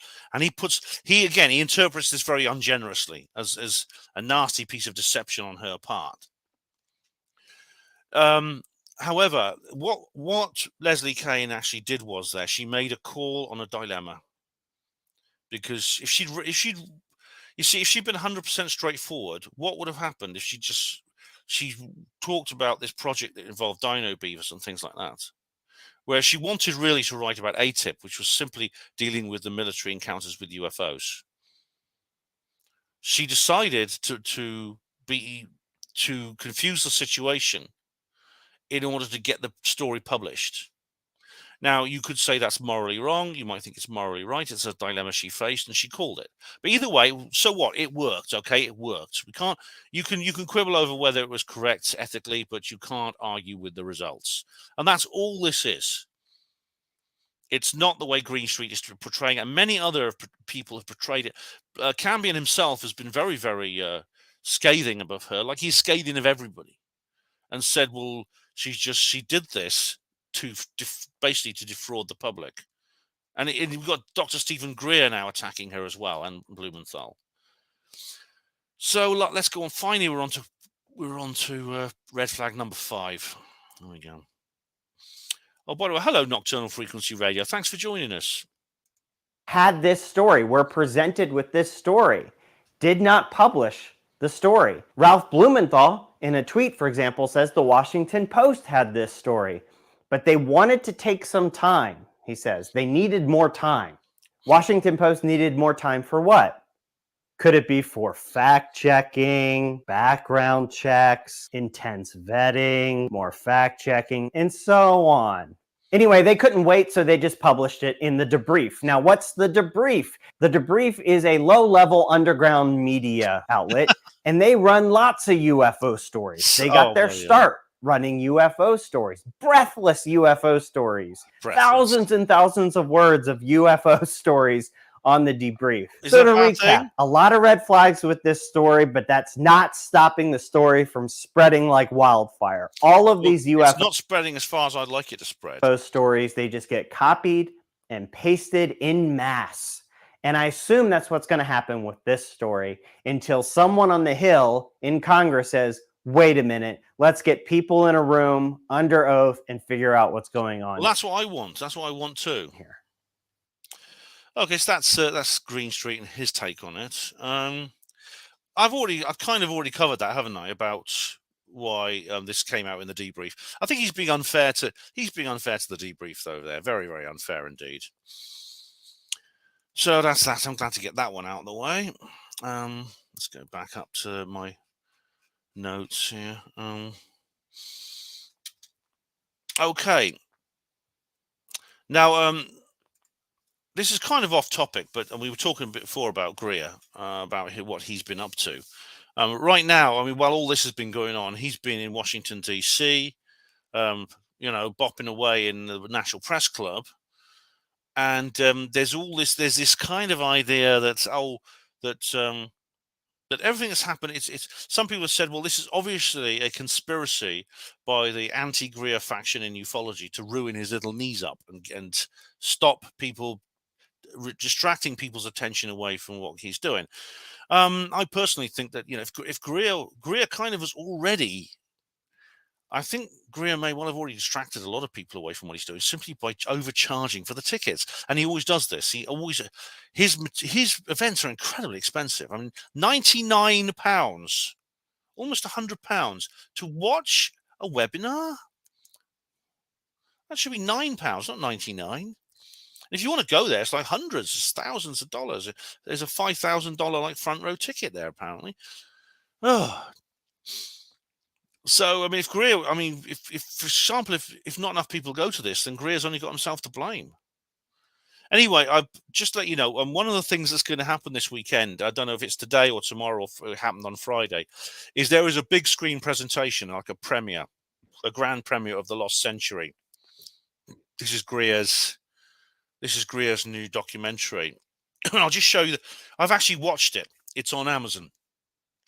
I'm actually in the middle of, I'm doing a draft for a review of it actually right now, which will be on Panama Voice in the next few days, depending on what happens with this whole Grusch thing. But Balloon says, balloons. Funny. I always thought the Greer looked like a classic reptilian just without the green screen, not to be mean or anything. Oh man, I don't know if he's object to that. Yeah, Rick Horton says it's actually $9.99 on Amazon. There's no rental option. You have to pay the $9.99 if you want to watch it. There's no rent. Exactly with all his videos seem to have no rental option. Anyway, so what I'll do is I'll just show you the trailer of this. I'll show you the trailer of the new video. And I said I've seen the whole thing, and I will. I was thinking of doing maybe a watch party or something. I don't want to do a watch party for Greer stuff. I might bring it up on an upcoming disclosure, one of my disclosure videos. Here we go.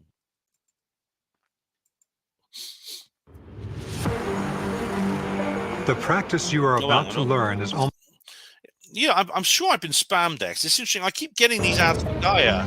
The cave of Brahma can activate. Now, is that because of the subject matter of the video, or is it because of me? Have I been spammed? Because I get these kinds of ads even on videos that have nothing to do with woo-woo. So I think they deliberately, because I'm logged in, they know who I am. They are deliberately targeting me with woo-woo ads because they know the kind of thing I like. And they do this with people. Do you ever find your spam always seems to fit your taste? That's because it's designed to. They've got a file on you. It's all done automatically with bots, but they've got a file on you, basically. Here we go.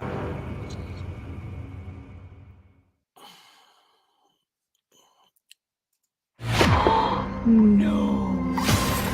Unidentified flying objects is an obfuscating term. This is an alternative energy and propulsion device. Between the late 1800s and now, the ingenious inventions and sciences have all been ruthlessly suppressed, confiscated. It reads like a James Bond movie, but it's real. It happened here in the United States. We master gravity control here on Earth, not extraterrestrial. These are projects that are off the radar even of the people who manage the Black Project. When someone asks me how bad is the crisis, I kind of don't know where to begin. So there's something nefarious afoot. These technologies would end fossil fuels, pollution, and poverty overnight. That's pretty intriguing. This lost century of technologies that have existed, that have vanished, is the biggest cover-up and scandal in the history of the world.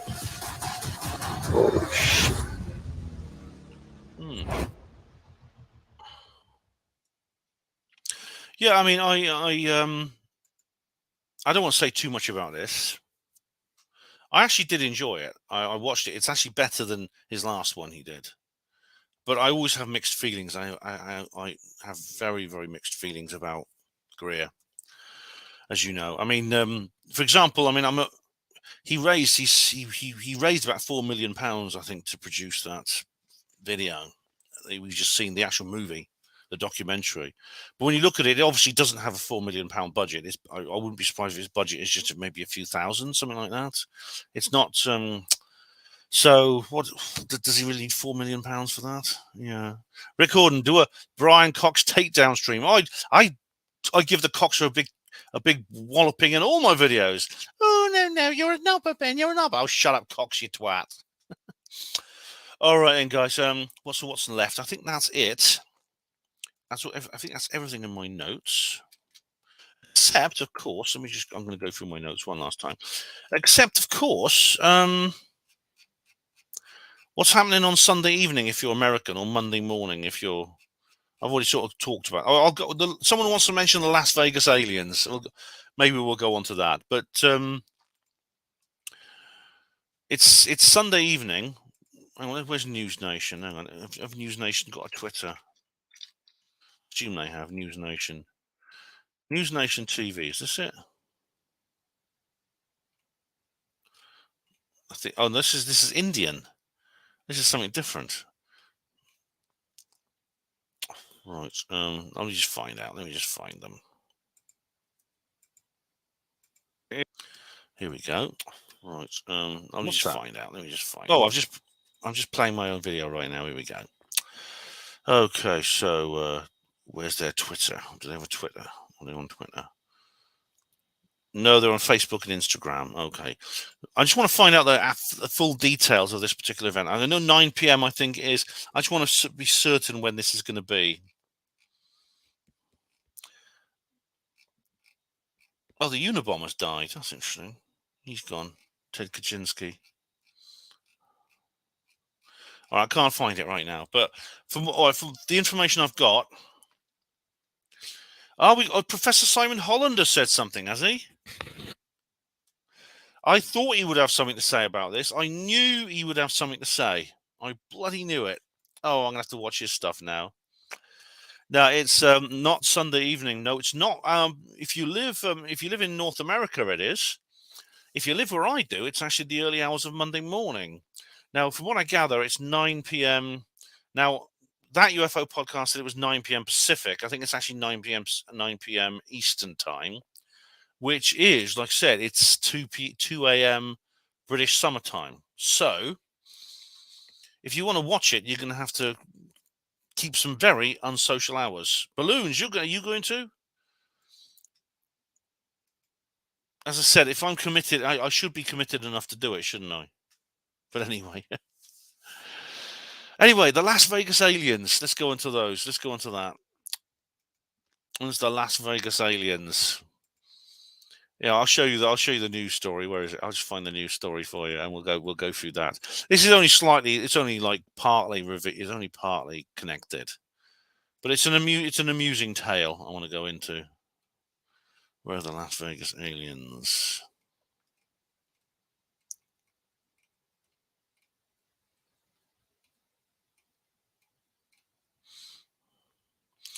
Here we go. Right. There we go. Right. Hello, friends. Oh, that's Darcy Weir. See, Darcy, I should point out, has done like a breakdown of this history. Darcy Weir of occultjourneys.com. I actually retweeted this if you want to know. He has done a full breakdown of this whole situation. I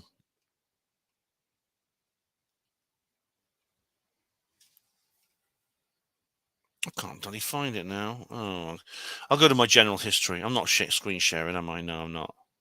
Sorry, guys. I'll be right with you.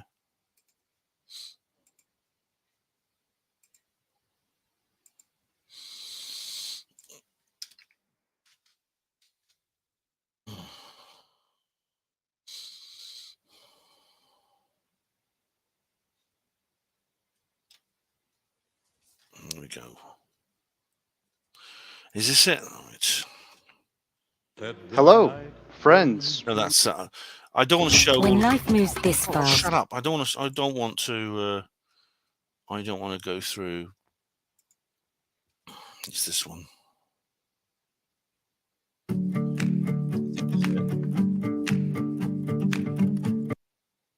Yes, it's this one, I believe.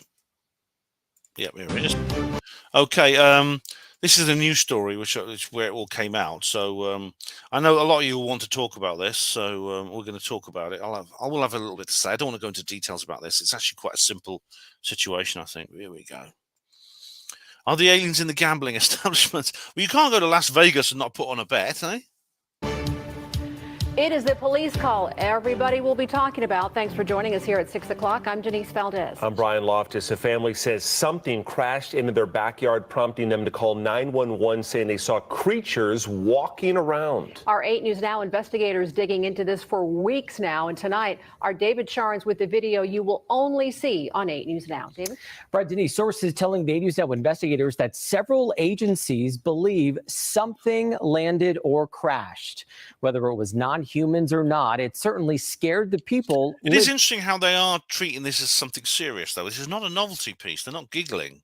And the way this guy talks seriously about the subject of aliens and UFOs, that is an indication of how the profile of UFOs and aliens has changed in society quite considerably since 2017. Living on this property. Now, before we show you that video, listen to their call for help. There's like an 8-foot person beside it, and another one's inside, and it has big eyes and looking at us, and it's still there. Okay, where is this on your property? In my backyard. I swear to God, this is not a joke. This is actually, we're terrified of it. So there's 2 people or 2 subjects that are in your backyard? What else are the police supposed to say? There are 2 subjects? Correct, and they're very large. They're like 8 foot. 9 feet, 10 foot. I don't know. They look like aliens to us.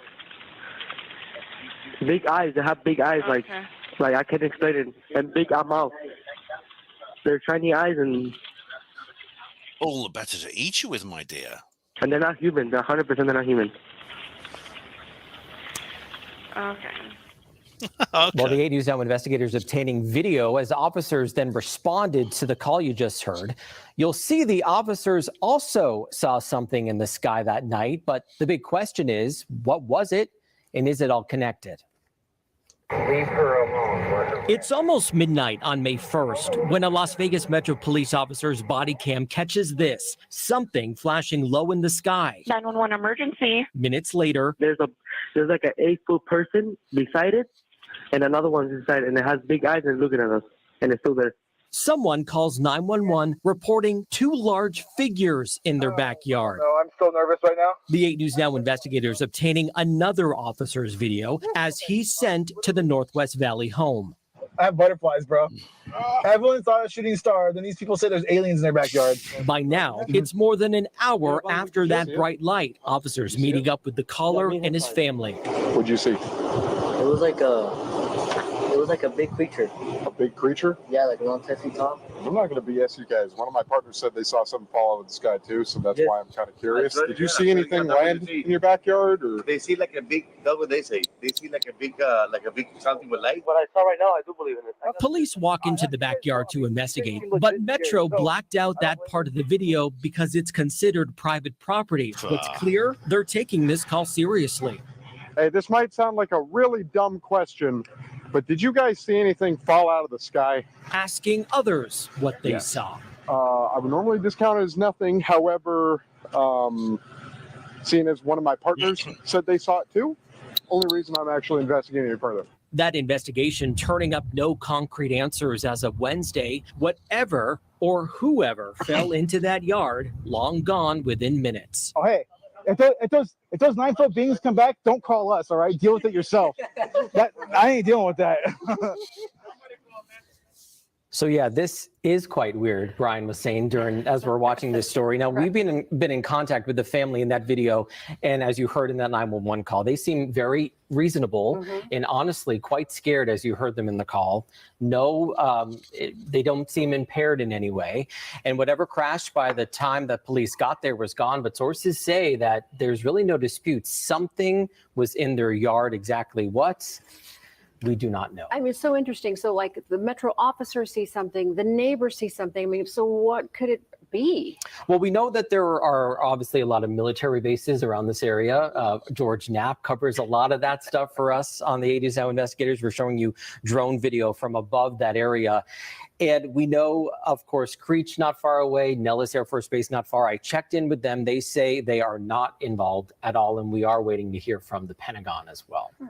And you talked to these people. It seemed completely legitimate to you. And do you have any personal thoughts on maybe what it was? Right. So it seems from talking to our sources that something happened. There was obviously some flash in the sky.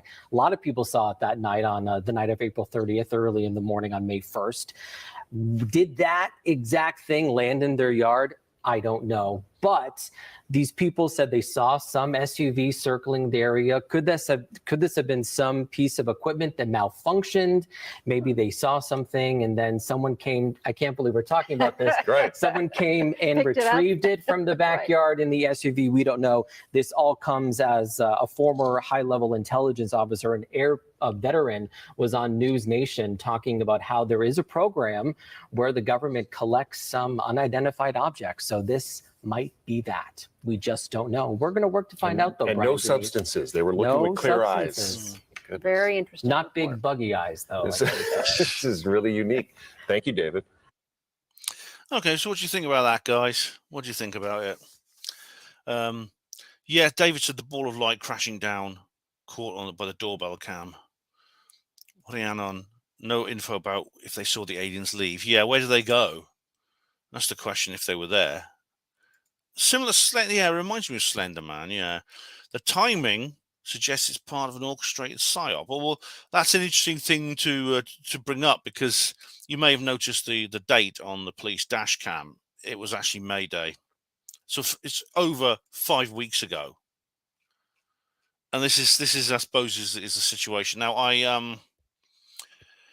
this supposed close encounter of the third kind. Now, if you go to Occult Journeys, Darcy Weir, I won't show it you, but he's done a full analysis of it. And there does appear to be something in the garden, some kind of figure. It's very difficult to see any details, though, because it's all pixelated. You can't really tell because of the quality of the camera. It's a normal mobile phone camera, and it's dark. But he said there's something there. The people sound genuinely alarmed, I must say, on this video. Now they're speaking in Spanish, and someone's actually translated it. They say, they're there, come away. Now, the translator actually said that they have a particular dialect. I can't speak Spanish, so I can't actually state this myself. This is just someone who speaks Spanish saying this, that their dialect is not US Latino. In other words, they don't have the accent and dialect that's Spanish speakers in the United States have. They sound like they're from a South American country. This could mean they are not actually living there. They're refugees, or they are just visiting. Could be something like that. Now, if this is a prank, it is an expensive one, because I actually do think this is some kind of prank. But spoiler alert, yeah. But it's actually one which could be very, very not very lucrative, because you could get a massive fine for wasting police time. And it turns out the young boy, the guy who made the call, he's got his own YouTube channel. It's called Alien Society 51, and he's trying to create NFTs. He's creating these non-fungible tokens, and he wants to try and sell them. And it's possible what he's trying to do is create a piece of viral marketing. And as Leon said, the timing is very interesting, because if this happened on May Day, why do they sit on it for over 5 weeks? Maybe because they decided to publish it now, because it came out basically the day after David Grusch. And who would have advised them on that? George Knapp. He knew it would be trend worthy on that particular day, because he also works for that particular studio. Okay, now I've got a couple more things I want to go into. Actually, I said I wasn't at the end. I'm not actually. There's something to indicate now. I think a lot of we've got to realize is that where I think some of the skeptics have gone wrong, and John Greenwald has gone wrong, is they see the government now as a singular entity unified by purpose. And indeed it was for a long time. When it was under full Illuminati control, it was that. It was simply a mouthpiece and public relations department for the deep state. It's pretty clear that's actually not happened anymore. I want to just show you a video. This is a very interesting video. Now remember ObjectGate? I think most of you remember ObjectGate. It happened back in February. I know a lot of you were watching my videos that I made about it. I said at the time, but what interested me about ObjectGate was that all the people commenting on it were like people from the Department of Defense or from the Canadian Ministry of Defense. Excuse me. Where was Biden? Where was Trudeau? Why? They said no one from the White House said anything. No one from Ottawa said anything. No one from the federal political establishment said a single word for over a week about ObjectGate. And now we have the same situation. We have Susan Goff denying the whole thing. Susan Goff is a notorious gatekeeper. That's the only statement that they've actually made formally. And when someone asked at a press conference, listen to the answer they got. I'll just show you what they actually said. You're about to see Karine Jean-Pierre, who's Biden's. Oh, she's the ultimate diversity hire, actually, because she's a black lesbian. I mean, she's got a hat trick, hasn't she? She's got all three. You'll see her in a minute. I'll just show you her. I'll show you her now. But this is her press conference. Okay. DCFX is an all. This is Forbes breaking news. Karine Jean-Pierre asked point blank about whistleblower claiming government has. Hang on, I've just got to share the screen. Just a sec. I'll just wait for the ads to finish. This time. Okay, am I sharing screen? I'll do it now. Okay. Is this it? No, what's this? I don't know. This is the one I want. Karine Jean-Pierre holds White House press briefing. She's asked point blank about whistleblower claiming government has had UFO tech for decades. As I said, she's very much a diversity hire. She's got the hat trick. She's on the gold medal podium. Black woman, homosexual. She's got the lot. She's got the full set, man. You know, medals from here to here, and that's of course is how she got the job. This is not I'm not saying that as a criticism. She may well be a very qualified person for the position. I'm just pointing that out as a fact. So let's hear what she has to. Now, it's actually towards the end of this video. We've got to scroll. Yeah, retirements upcoming. The border chief and the ICE. 42 has been lifted. We have seen illegal migration go down significantly, and that's because of the plan that this president has put forward. You think about diplomacy, you think about deterrence, you think about making sure that we're expanding legal pathways. That's what the president and his administration has been able to do, and that's why we have seen such a decline at the border. And I think that speaks to the president's leadership and what he's been able to do with his team. The president's leadership. Sorry, this is coming now. This is the important bit. His team, and I think that's incredibly important. Good, Steve. Real quick though, this whistleblower report alleging that the U.S. military's been retrieving craft of non-human origin for at least several decades. Are we alone? And if we were not, would you even tell us? I would refer that question to the Department of Defense and let them answer that question for you. Go ahead. What? What did she say? What did she just say? She said, I'll refer that question to the Department of Defense and let them answer it for you. So she is a representative of the political executive of the federal government in the US. She is the intermediary between the White House and the press. And she has she's essentially saying here that the White House has no official jurisdiction over the military. Is that it? I mean, this goes back to the whole thing about the media. So why is it that? See, there seems to be like two. It seems like the government are keeping two sets of books. I believe the truth embargo still exists. It hasn't gone away. Of course, it still can influence Fleet Street, which is why we haven't seen this in the headlines yet. I keep checking my Siri news headlines on my phone, Siri headlines, just to see if this is actually approaching headlines. It's not. I've not once seen this on headlines. The major media outlets are covering it. Even the BBC has mentioned it now, but it's not. It's like I said. So it's a page 10 or 12 story still. They still influence Fleet Street. These people, the truth embargo, but. If they had complete control over the entire political military establishment, why is David Grusch being allowed out there to say his piece? The answer is because there is no one single authority in the United States right now, and probably in much of the world. There is no single government. There is a, what's that Russian word? Dvoratsky, dual power. That was the word they used in Russia just before the Bolshevik coup. Dvoratsky. It appears that the White, and this was very clear during Objectgate, and it's still clear now. The White House has no official jurisdiction over the military, or the DoD is now operating outside the authority of the White House. It's pretty obvious. I mean, you could call that mutiny, and maybe it is, but maybe it's necessary.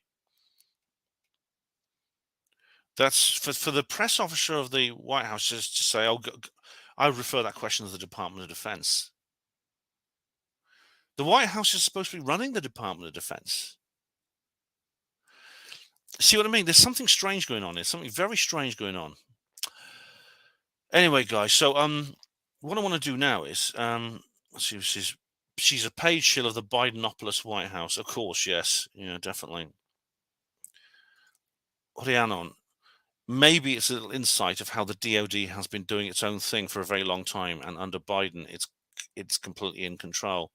Yes, it is. I think this is very revealing. It's exactly like Objectgate. Oh, and David says here, this is DoD isn't an arm of the government. It shouldn't be passing the buck like that. She shouldn't be. The executive is the head of the military. Exactly. The president is supposed to be the commander-in-chief of the U.S. military. He plays the same role that the king does in England in that respect. Yeah, she lies about. Yep, they do. Well, of course, she would have to be the press officer in the Biden. This is it. No, that's it's a different word. I'm trying to learn. I was trying to learn Russian, isn't it? Yeah.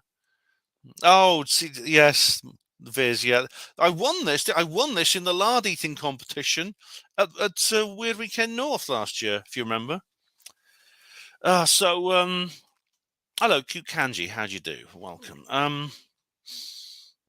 Again, this is very revealing, and I think this is how this situation emerges. This is why we have, on the one hand, the truth embargo trying to stop the disclosure. On the other hand, we have an element within the military industrial complex that does want disclosure. Now, they've chosen this particular route. They have chosen this particular. They've chosen this particular method. Now, I don't know if it's actually the right one. I don't know if it's actually whether it's the right thing to do. I mean, maybe it'd be better if they'd simply just have disclosure in a single stage. Just we decide one day we're just going to tell everyone everything. They've decided no, they want to. It's, as I've said on many previous videos, it's a kind of positive mind control. They are creating an intellectual and psychological and cultural landscape for disclosure in advance, so that they can then come out and tell us what they want to know. They're doing it over a long period of time. Yeah. Now, is that the right thing to do? I don't know. I personally wouldn't do it that way, but that's the way they've chosen. And this is what this whole thing to do with David Grusch is about. Now, on the subject of mind control, on the subject of that's right, Hiriaran. Yes, it was filmed. The Illuminati control the U.S. military, says Stephen. Not anymore, I don't think, Stephen. Not anymore. I think this indicates they do not, I think. Now, what was I going to say? I've actually forgotten what I was going to say. I'm going to come to an article in a minute to discuss what's going on here. So, I don't know what's going to happen now. I don't know where it's going to go from this. I mean, there's a lot of positive coverage of this in ufology. A lot of evidence from people. Danny Sheehan spoke a lot about this. In fact, at the Contact in the Desert, I don't know how many of you were watching this were at Contact in the Desert. I know Colin Woolford was. They actually called a halt to proceedings and had a special panel about this. Because, God, you were in exactly the right place, weren't you, if you were at Contact in the Desert? You were in exactly the right place. And there was Steve Bassett, there was JJ Hurtak and Desiree Hurtak. and they had Danny Sheehan, and he was going through this whole thing about the Inspector General, calling this an urgent and credible issue. And a lot of the skeptics have said, well, you don't know what he means by urgent and credible. It could just be the retaliation against David Grusch. But I mean, really, it's the fact that David Grusch is walking the streets indicates that, and he's on the end of a phone line, that indicates that he's not in hiding, which means we're essentially dealing with a form of office bullying. You know what it's like when, I don't know, I've only worked in an office for about 3 months and I hated it, but you get like people being picked on. People are, they'll gang up on someone and pick on them and be nasty to them. It's essentially something like that, which is very unpleasant. But the words credible and urgent, or was it vital and urgent, wouldn't be used in that situation, I think. Anyway, I want to talk about this article here. I may not read the whole thing, but this is very interesting because Lou Elizondo alluded to this, and this is a guest article here from in the Black Vault by Roberto Pinotti from 2020, and it's got this very dramatic title, "The Fascist UFO Files." It's actually not as dramatic as it sounds. I won't read all of this. You can actually go to the URL and check it out. But one thing that this interview in Le Parisien said with David Grusch, and indeed you may hear more about this on Monday morning, Sunday evening, the big long interview with Ross Coulthart, is that there was a crash retrieval incident near Magenta, Italy, a place called Ponte Vecchio, and it happened in 1933. Let's go and look at that place now. Hang on, here we go. I want to go to Google. I want to look at it on Google Maps because it probably hasn't changed much over the years. Here we go.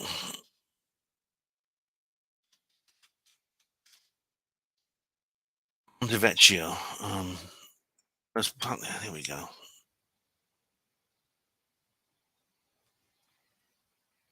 I'll just go to Magenta, Italy.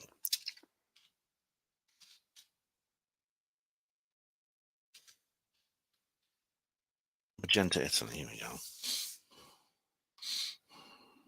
Here it is. This Ponte Vecchio. In this area here, I'll just look at it. What it looks like on street view. There was apparently a UFO crash retrieval somewhere in this area in 1933, a long time ago. And Mussolini thought it was an unconventional flying vehicle, French, British, etc.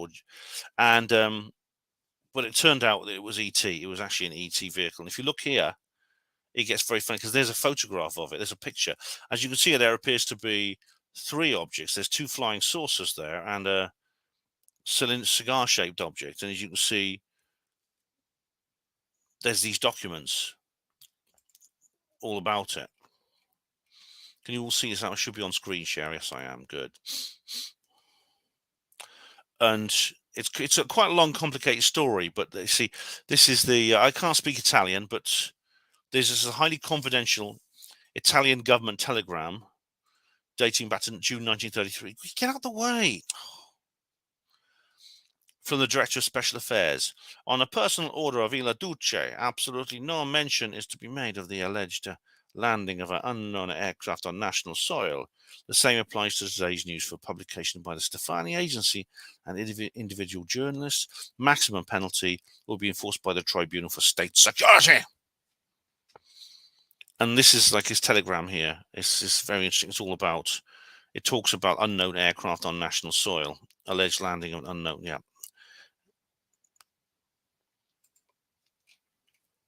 And here's some illustrations of what it. Now that's actually a German disc. That's not what actually came down. As you can see, there's actually an illustration of it on this document here. There appears to be some kind of cigar-shaped object and 2 flying saucers. And I say I can't. Even if I could speak Italian, I don't think I could read this handwriting. It's pretty rough. But anyway, But anyway, guys, that's what's interesting is that Lou Elizondo has talked about this as well, and this apparently David Grusch brought this up for the La Parisienne. UFO Jesus talks about this actually on his on his own channel. Apparently, there is a couple of podcasts that have come out about. There are a couple of other YouTubers have tackled this fascist UFO files document by Roberto Pinotti. Roberto Pinotti also wrote for UFO Truth magazine, if you're familiar with that. And what happened was this was after World War II, with the defeat of fascist Italy. The object was captured by American occupiers, and it was transferred to the United States, presumably to Wright-Patterson, to the technical data section at Wright-Patterson Air Force Base, or Wright Field, it was called in those days. But we know what's interesting. The reason I think it may be there is because 2 years later we had Roswell, and the last thing we heard from in the media before that went black was, and the stupid weather balloon story came out, was that it had been taken to the technical data section at Wright Field. So what do you guys think about that anyway? I'm going to finish in a minute. We're going for 2.25 hours. I've actually got some wine. I'm going to have a glass of wine. But what do you guys think? What do you guys think? All right, this is interesting. One is supposed to have come down in Germany in 1936. That's right, in the Black Forest. Now, what happened to that? Because, of course, Germany, after World War II, and David, I thought the Nazis would have been extremely interested in getting their hands on that craft from Italy. Well, we don't know actually if Mussolini shared that information with them, because when that happened, it happened actually just before Hitler came to power in Germany. Whether they decided to share that with their ally or not, I don't know. That's the thing.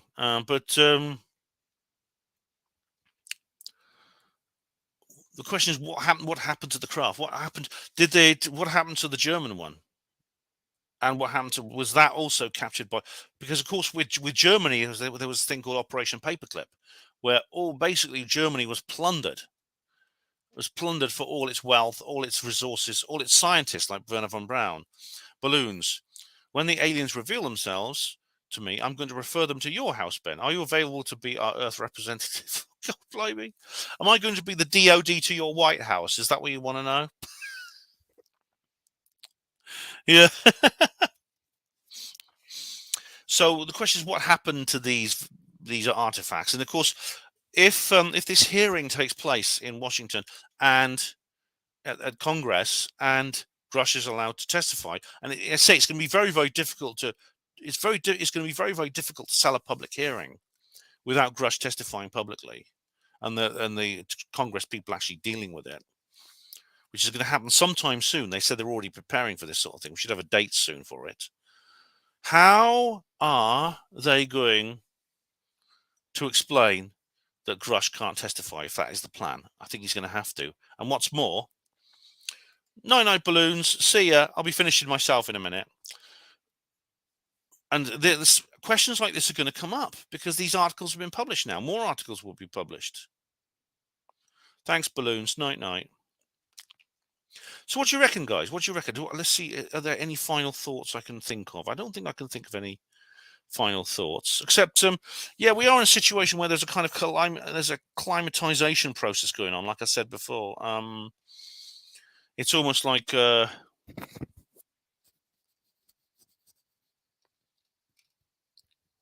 it's as if they're taking it in little steps, and that's the strategy they've chosen.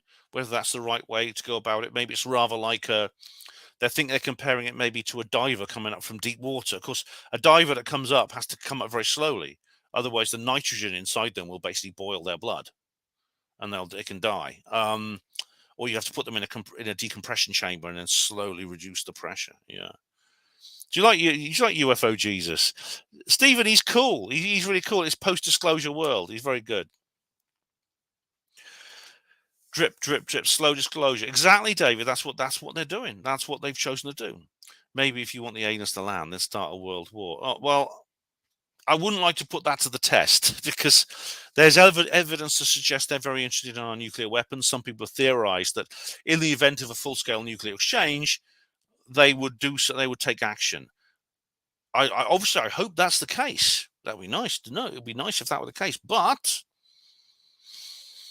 I don't think we should rely on that. So get pissed, Ben. It's summertime. I won't get completely, but I'll have a couple of glasses. Yeah, I know what you meant, Stephen. It's all right. Yeah. NASA. Yeah, I'll go on. Tim Grimes. Hello, Tim. We lost all the telemetry data for all the Apollo missions. We lost the engineering. Oh, yeah. Oh, yeah. But trust us, clowns. I know that goes back to the Apollo detectives we were doing. Yeah. I don't know how many of you watched that bloody NASA hearing. There was NASA. See, I was like, really, I was not expecting this. David Grusch thing just came out of the blue because a few days earlier, NASA had a hearing about UAP, and Kirkpatrick was there, and there were some astronauts and some other people and scientists. It was 4 hours long, man, 4 hours. And I thought, well, at first I thought, well, surely they're going to talk about something interesting in all this time. Well, guess what? They never did. They never said a single interesting thing in all that time. David, they're definitely real, but who and what they are really is the underlying question. Correct. They're clearly not. Well, non-human intelligence is all you can say. Probably does not originate on planet Earth. I think that's all you can know for certain. Where it comes from, what they are, we don't know. Now, do you have anything more to add, guys? Because what I'm going to do is I'm going to watch the big interview one way or another. If I don't watch it live, I'll watch it the next day recorded. And I will do a video about it, probably one of the UFO disclosure series, maybe a live stream. Diego Vera, how do you think governments will act if aliens invade? Well, they will probably say something like, well, they'll probably, you know what they will do? If it's a real alien invasion with real nasty aliens, they will take advantage of the situation. They will, in an opportunistic manner, they will say, right, we need an international state of emergency to save the planet from these aliens. So we need you to hand over all the power to us. Throw away all civil rights. Just temporarily. Just temporarily. We promise you. All the power we took from you, we will return to you as soon as it's safe. That's what they'll do. And we've already seen them do this with things like 9/11 and the old C word, the disease we're not allowed to talk about on YouTube. We have seen that happen. And Brookings, yeah, Brookings principle, yeah, exactly, Brookings principle. That's what will happen. And Snarnock, don't forget Greer's live event on the 12th. That's right, that's on Monday, but it's already underway. There's already something going on in Washington. The thing about it is, I've already watched the film The Lost Century anyway. Oh, happy birthday for then, Phuket. Happy birthday. For this reason, I think if we're told there are nasty aliens invading, I think we should be suspicious of that, and we should take a moment of pause and ask, is that really true? Yep, Lee Brown. Yep, exactly. It could be, an alien lockdown, exactly. Alien Biker, hello. Night Bear, night, great. Thank you very much, Alien Biker. It says, great stream, good points made. Thank you very much, Alien Biker. Thanks for watching. So, what I'm saying is that the fake alien invasion scenario I take very seriously. And of course, the backslappers and the posers are all going to be saying this is the only thing it can be. This is the only thing it can be. And I think some of the I think when the body language and statement analysis comes out, I've already seen one video about that, which is interesting. Hello, David Schultz. Thank you very much. Thanks for watching, David. I won't go into the details now, but they don't say that David Grusch is lying. They say he feels nervous and things like that. He's acting nervously, but they don't say he's lying. Of course, others will. I mean, you know what Richard D. Hall is doing right now, don't you? He's polishing his magic wand, Harry Potter style. Ptericus Hiatica. He's going to cast the spell, the magic spell called Peter Hyatt. And Richard's going to say he's going to know everything simply from getting Peter Hyatt to do a statement analysis on him. That's all. And unfortunately, until Richard needs to change that, he needs to quit that sort of thing. But I don't think he will. I don't think he will. He will go. He'll go. He's going to continue to think he knows everything just because he has Peter Hyatt. And I've been through this. I've been through this many, many times. Oh, thanks, Phuket. You're very welcome. Love is all you need. Yeah. So I think we're going to get something from Richard D. Hall about this, probably in the area of statement analysis and body language. And I've got a feeling he's going to conclude that it's all a big lie because it's a psyop. It's all a shit. It's all a scam by it's a scam by shills, and everyone's a shill. Everyone's a shill. They're duped by shills. Ben's a fucking servant of the mainstream media. That's what he called me, the bastard. And I will hold him accountable for that next time I get the chance. And what's he said about Miles Johnston? Things like that. What has he said about everybody? What has he said about everyone apart from Andrew Johnson?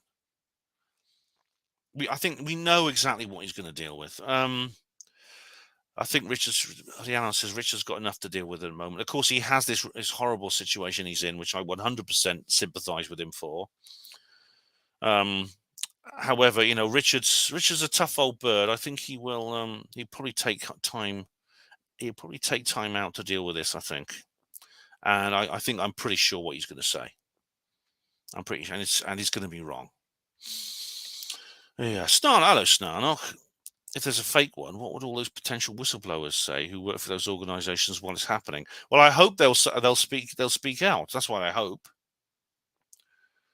Thanks, Phuket. Thank you very much. All right, yes, his analysis of the McCanns was great, though. Excellent. It was excellent. I've got all the DVDs of them, the whole series, and it is definitive. It's a definitive analysis of the whole Madeleine McCann situation that he's created there. I do. I say I don't want to be. I'm not anti-Richard. I'm not anti him. But I just. It's funny, you see, because people seem to say that if you criticize him, you're somehow really nasty. I mean, maybe it's to do with his personality, the fact he's so domineering. A lot of people are intimidated by him, and I'm not. But no, I'm not anti-Richard at all. I'm just not. I'm just someone who's not scared to criticize him when criticism is necessary. And seeing as he called me a fucking servant of the mainstream media, what am I supposed to just bite my tongue and not say anything about him? No, I'm not going to.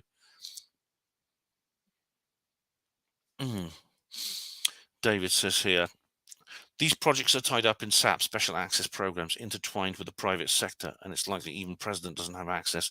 Well, this particular president doesn't. He certainly doesn't. He wouldn't have a clue what to do. CG, he certainly did, didn't he? Well done to him. Yes, and I'm going to watch. I'm going to listen to that new show on radio, that new series on Radio 4. Oh dear, it's going to be awful, but I'm going to bite the bullet and I'm going to listen to it. Snarnock, well, that would be a turn up for the book, wouldn't it? If there's a fake alien invasion, the real ones will turn up and blow the whistle. I hope so. Anyway, guys, I think we've covered everything. I don't think there's anything else. I've been through my notes, and there's now else I think is here. Yep, I think that's everything. So, no doubt I'll come back to this. Now, my next video will be a review. I think it's probably going to be a review of. It is probably going to be a review of the 1 hour full interview on Sunday night, Monday morning. Whether I'll if I stay up and watch it live, I will do so. If not, it will be uploaded. I'll do it when I get home from work on Monday. It'll be uploaded Monday evening. What about the animal mutilations, Diego Rivera? Exactly. What about the abductions? What about everything? Thanks, Narnock. I'm glad you did. You can watch the whole thing on the recording as well. Rhiannon, will you do another live event on Monday of the interview?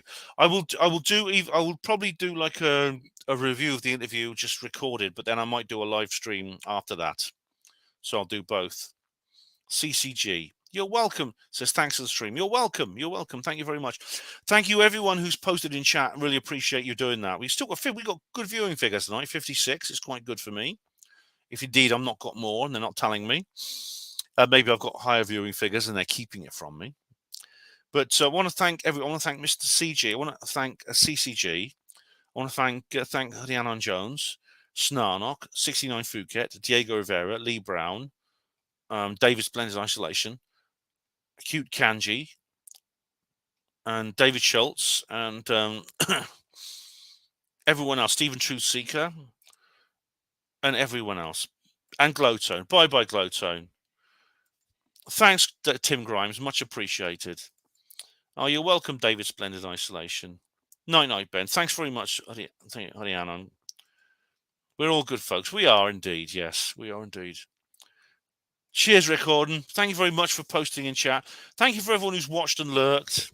Thank you for all you people who just watching the recording. Do you remember I put up notices in advance for my live stream, so you can always check. You can always come and you'll know when I'm going to be doing one. You can come and join me. So thank you very much. Oh, I think I need to. I'll take these off now. Oh, I need to have a good glass of wine, I think.